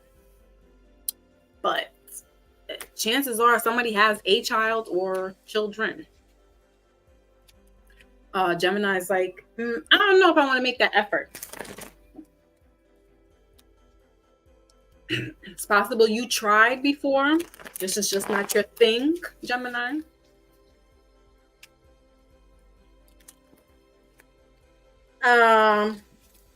Geminis are the twins, so you know they kind of, and they're mutable, so they kind of go with, you know, they sway to the beat of their own drum. So it's almost like when they have their mind made up, they go with whatever decision. And it's, you know, it's possible with Gemini that they're like, nope, I don't think so about these kids. What does it say here? Great love is worth taking steps you're guided to take. Yeah, even the little girl's face is like, I'm here, but so I don't know, man. Your friends could have try to set you up. We got friends here, bottom of the deck. Your friends might have tried to, do like blind date and stuff, and you just not interested. Not maybe the factor of the children is like, I don't know if I could do that. All right, what does this make an effort?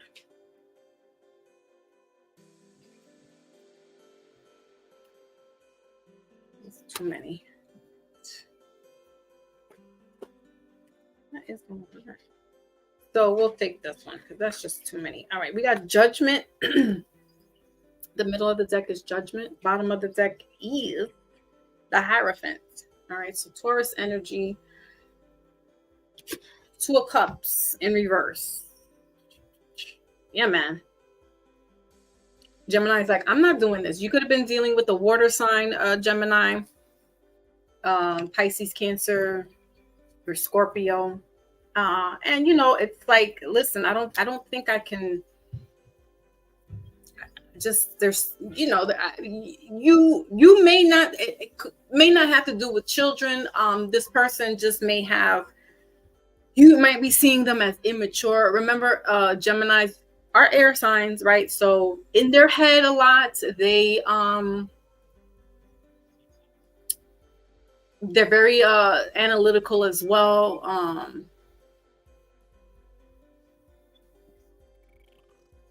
Too, in my observation,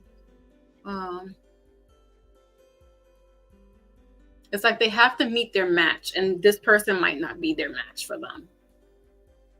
Emotionally, psychologically. So, I mean, that's what it is. And or there's the kids. There's children involved, and Gemini's like. Or this could be you, Gemini. You have your children and somebody's just like, I don't know. Your friends might have tried to set you up with this person, and then they're just like, I don't know. Gemini's got kids. I don't think I could do all that. Hey, come on. Give me one card, guys. One card. What else? Just Two of Cups. All right. So we got stabbed in the back. Heartbreak. Yeah. Deception, separation in reverse. Middle of the deck is Hammer, sabotaging, interrogation, persistence, Hammer, and then Mirror here in reverse. Mirroring each other, self-image, relationship reflex are wounds, introspection. Gemini's like, I don't know. I really can't do with this person. They may want you to be. They may want you to marry them, Gemini, or Gemini, you may want to marry. This could be a water sign. This could be a earth sign, specifically Taurus. That, because you have children, you want to be like an honest person. You want somebody there for your child, whether it be, a father figure or mother figure. But, Gemini's like, they got their mind made up. So I don't know. You guys will have to figure that one out. I mean, because ultimately I can't tell you, yeah, you should be with this person and, be there for their children. I mean, that's your decision. Every child deserves to have some type of mother, father figure around. But, if that's not the case, you just know, like, your friend set you up with somebody that's just not equally yoked to you, and that's fine. Your decision is, I don't want to be around that. I don't want to be around this person. This person may want to be married. They want to, like, do all this husband and wife stuff, and you're just like, no, it's all right. It's okay. Let's go ahead and wrap up your reading.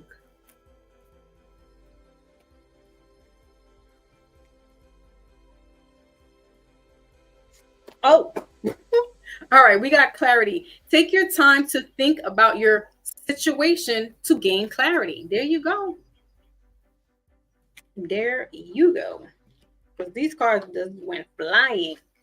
So yeah, I can't sit there and tell you yay or nay. That's something you got to come up with, and only you. Your friends try to help you out. Maybe your friends was trying to help you get to, no, they was trying to help you out. And he was like, nope, I'm good. Thank you. Let's get some initials. All right, so we got initials K and O. Initials K and O. Okay. KO, knocked out. Don't get you. So, okay. All right, so last card up, Libra. Brother Maybach. Libra in the house. Another air sign, the analytical, they're in their head. We already talked about word on the street. They're up there in that group. I should put a banner that says word on the street and just drop all the signs that are word on the street. Just blow them up. They know it. That's why they don't say too much, because they know it. They don't give me too much pushback. See, Brother Ultra was like, once upon a time. Once upon a time.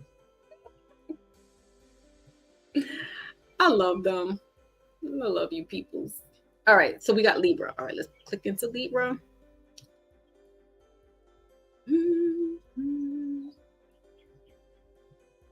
Come on. All right, it's up there. Okay, good. Get to my comment section.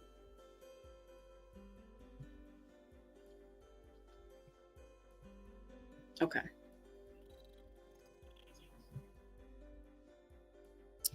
Boy, this thing gets so fickle. All right. Libras.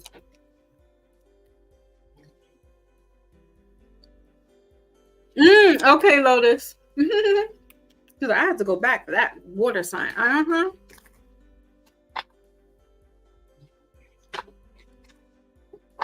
What was going on anyway back there?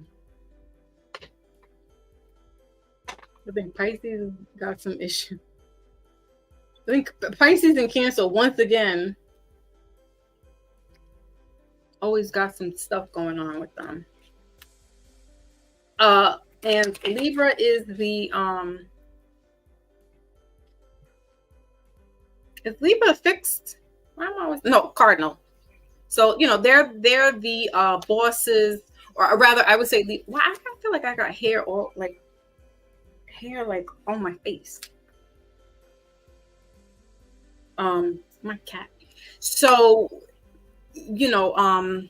they're cardinal signs of the air signs, Libra, and so they'll take charge in the relationship.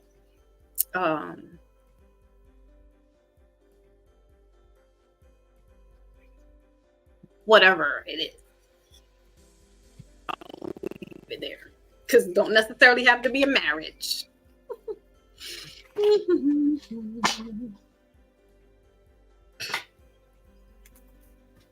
And yes, as to what Brother Maybach was saying, yeah, they could settle down, but it has to be after they've put in some mileage to find their one, or they have to find their one from like the very beginning, from the gate, like almost like teenagers. Otherwise, they is out there doing the damn thing, fooling around. All right, Libra, what's going on with you guys? I think SWV sings that song. Hey, fooling around with you. Usher, wasn't he? Wait, let me see who sings that song really quick. See, I'm channeling that Libra. I was like, Usher is a Libra. Bet. Makes so much sense.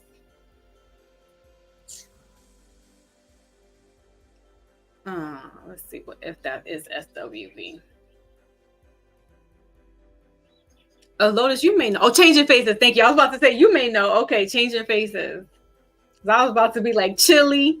And Aaliyah. Oh, Aaliyah sang that song too? I like that song. When music was music, man.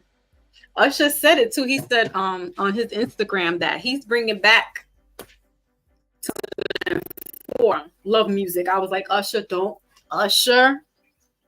don't do it. Do you know what?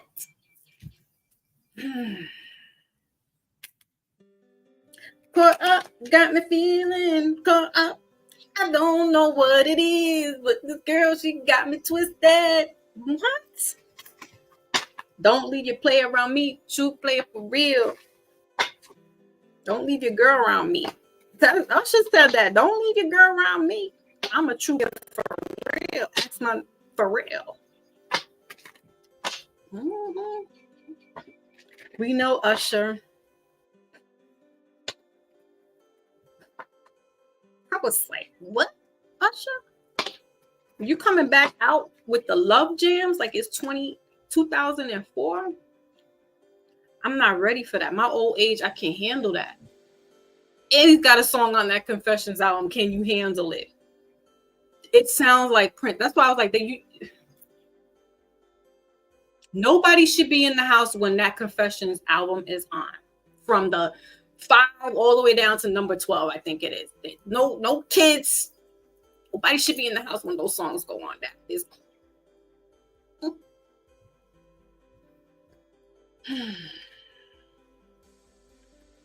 All right. Where's my fan at? Usher, look what you got me over here doing. Freaking Libras. Man, I told you. I'm not making shit up when I say word on the street is. So, they have Libras. You got Love Yourself First in reverse. Middle of the deck, if you want to call it middle of the deck, is romantic feelings. And bottom of the deck is past life relationships. We talked about incarnations before and things of that nature earlier. So, if you subscribe to that, so be it. I kind of do. So I get it.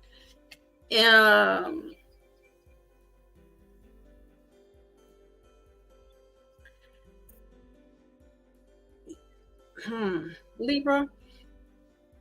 What now? Because we clarify because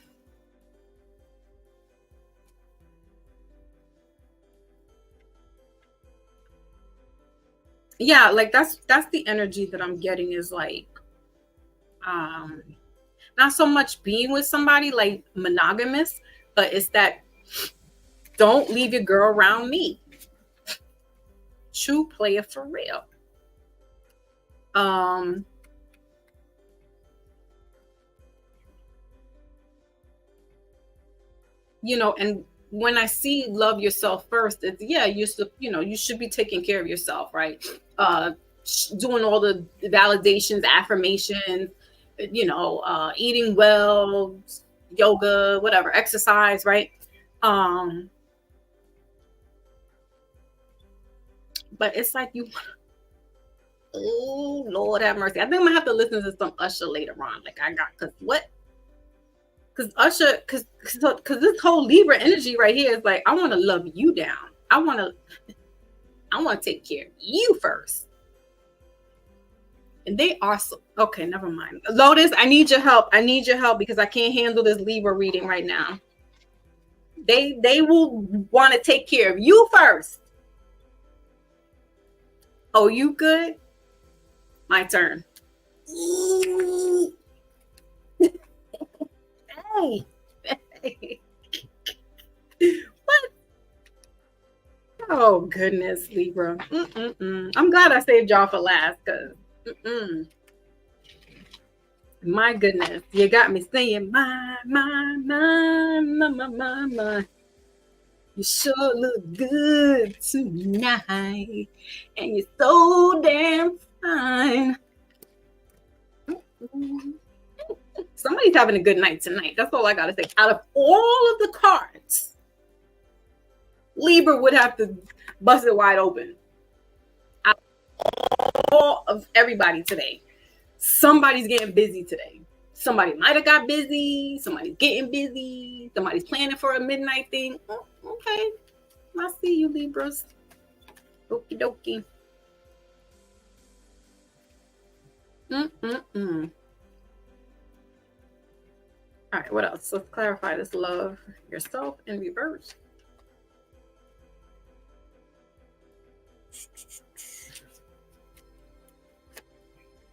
Okay, what's that? Temperance. See, take care of yourself. I'm gonna take care of you first. 9 of Pentacles. And the King of Pentacles. Woo. Big Daddy in the house. So,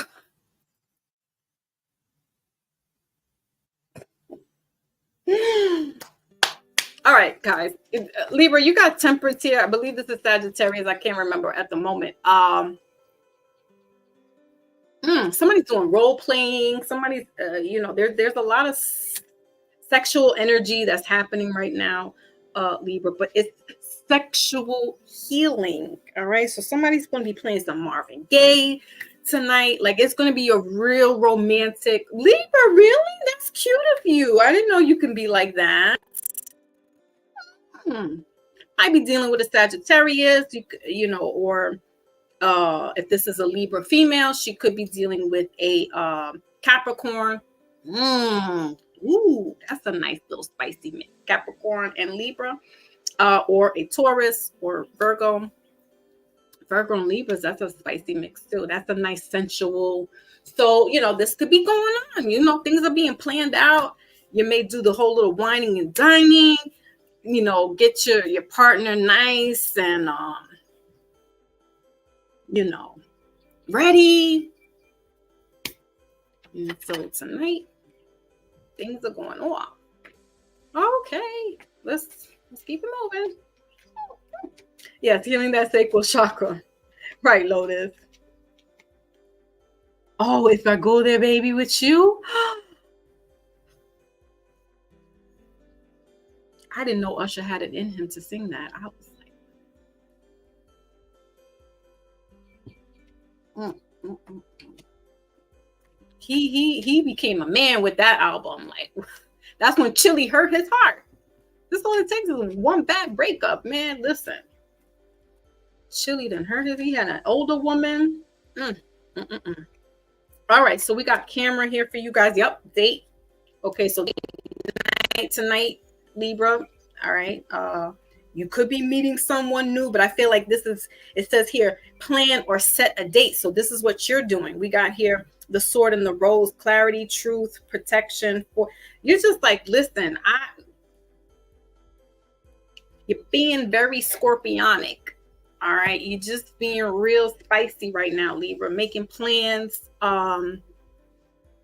reminiscing. We got here making memories. Somebody could want to be doing video recording of some actions, taking pictures of you, you taking pictures of them. All right. All right, Libra, let's close you out.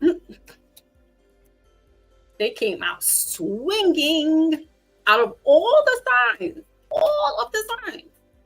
I didn't hear anybody planning anything. I didn't hear no kind of, everybody's got like a relationship, like real deal Holyfield stuff going on here. Or they done left somebody.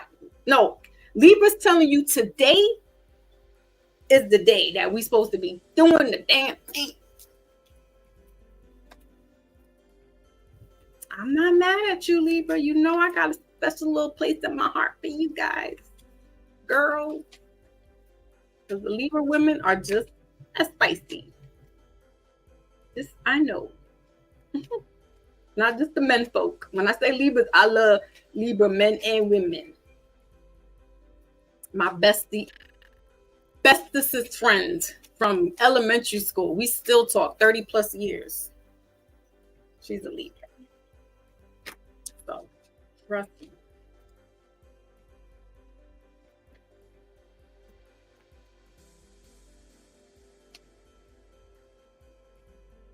All right, so we got challenges here. All true soul connections involve challenges that can be overcome together. We got this in reverse, or you guys got that in reverse. Bottom of the deck is dreams. Daydreaming and I'm thinking of you. Daydreaming and I'm thinking of you. Mm. Now I want to say Cancer. Libra, you could be dealing with a Cancer or vice versa. However, there's no challenges. Like, you are making things, you're going to make this day one of those best days. Are you going to be like, yep, they're going to remember that day. They're going to remember me. They're going to remember me. All right. Even if you're not really, if you're not really in a relationship and you just kind of like messing around with somebody, this could be your, what do they call it? Sneaky links.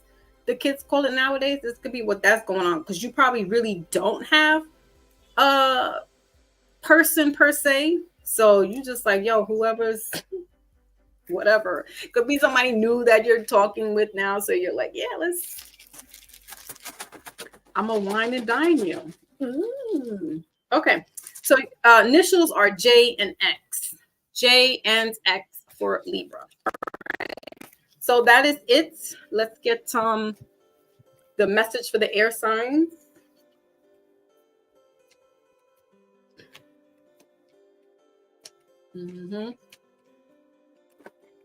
All right, so we got here air signs. Treasure your loved ones. It's important to love others deeply. Number 10, that breaks down to 1. You also got middle of the deck. Love who you are. I think somebody else, Earth's got that. And then we got here, do something for someone. Give your attention to another. 41 breaking down to 5 in reverse, bottom of the deck. So air is like, no, it's about me. Yeah, because Gemini, you were giving us that vibe too, that it's kind of like about you. You're not really, wanting to do the other, dating with children or dating somebody who's just not, all up there with you where you're at. Libras, you guys are out here. We're going to be living vicariously through you today, Libra, because apparently we all got some stuff going on with others. And Libra is living a whole type of Valentine's Day. With number 10 here breaking down to 1. So, you may, some things may start off for you, air signs. All right. Aquarius included, even though I read you earlier. Because Aquarius was having some issues too. Aquarius started off the whole relationship ship. So yeah, air signs, you go in intuitively and you guys figure it out. You don't need anybody to push you into doing something. You know how to make your own decisions. All right. So that was all signs, guys. Thank you. Let me clear that there.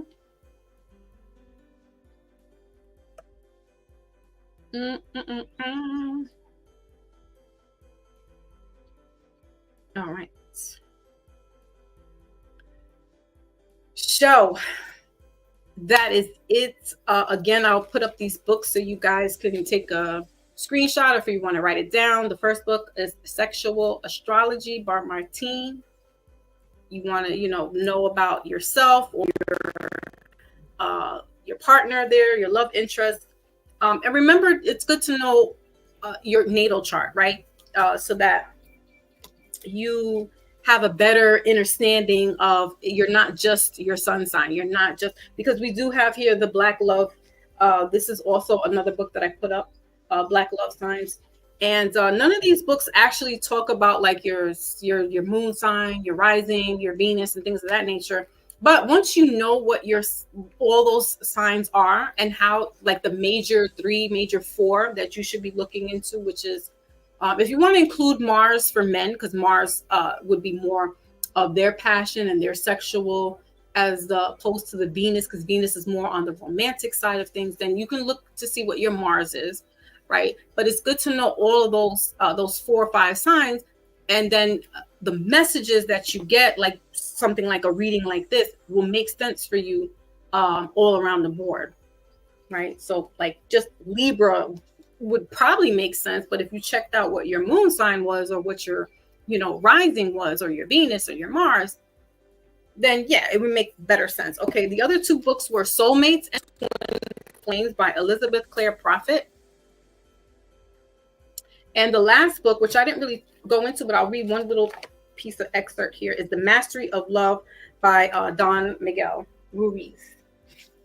And I wanted to read this. Love has no obligations. Love has no expectations. Read that again. Love has no obligations. Love has no expectations. Okay. Love coming out of you is the only way to be happy. Unconditional love for yourself.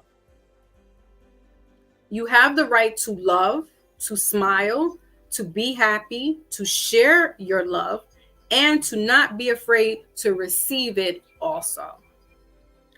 That is the healing. 3 simple points: the truth, forgiveness, and self-love. Okay. So yeah, while, like I said, today is cutesy, today is, flirtiness and, all that good stuff that comes along with the hype, we forget and lose hindsight that we should be loving ourselves just as much, if not more. And yeah, some of us need to be a little selfish with the love that we're giving out, because if it's not being returned, why we keep depositing into things and people that is not being reciprocated back? Woe are the days that we're going to be doing that. We're moving into a new paradigm. We're moving into new dimensions and shifts and frequencies of that nature. Like, certain things are just not going to be the same anymore. Maybe certain people like Aries and Capricorn, I mean, some of that stuff we look at is like, ooh, that's taboo, and ooh, that's this, that, and the third. But I mean, is it? Like, people are doing virtual goggling and doing all kinds of other stuff. Like, we're moving in, like I said, into a different paradigm. So we can't lose sight of holding on to us and letting society dictate. Because yeah, even while things are moving along, we still have to hold fast to ourselves and remember our core, doing the healing of our families, the family traumas, the childhood traumas, the relationship traumas. Because some people may not want to be in a relationship with a child because, not with a child, oh my God. People who have children because of what they had growing up in their life. I don't want to be, a parent because I didn't have great parenting. So a lot of things in our childhood reflects moving forward into our teenage, young adult, and middle adult, into our later life.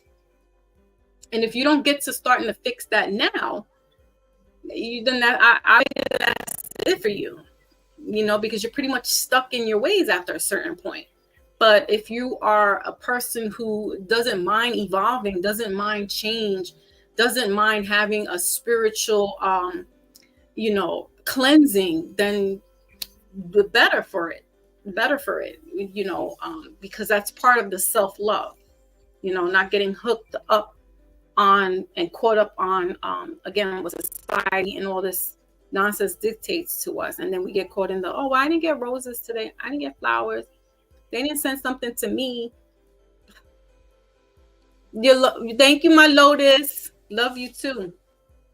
So yeah, we don't want to get caught up in those trinkets. But it's nice. It's, have a good time. But love you first. That's all.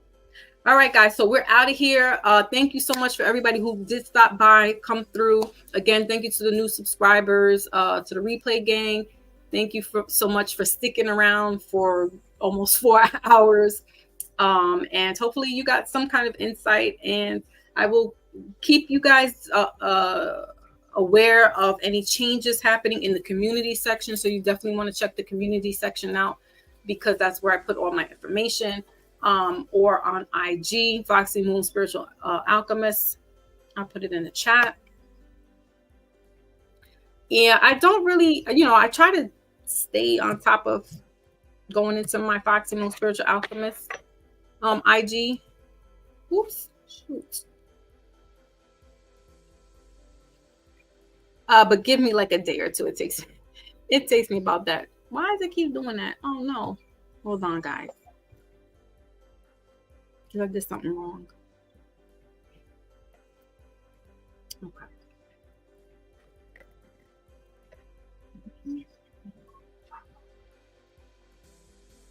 Okay.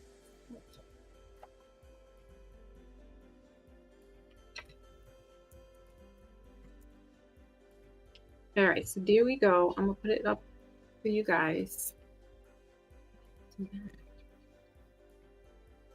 It's just made the word smaller. Okay.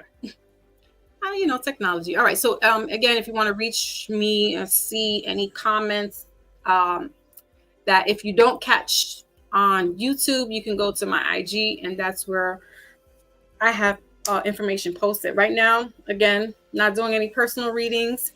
I don't have a window of when I will be back doing those. Next week or so, I think, is when I first started, when I opened up doing personal readings. So I don't know just yet if I'm gonna do it then, but definitely check the community section. I want to say it's gonna be a while though, guys. Like I know some really want to get the readings and things, but yeah, self-love, self-preservation. This is what I could do right now. So that's about it. But please check that, and I'll catch you guys on the flip side. Peace out.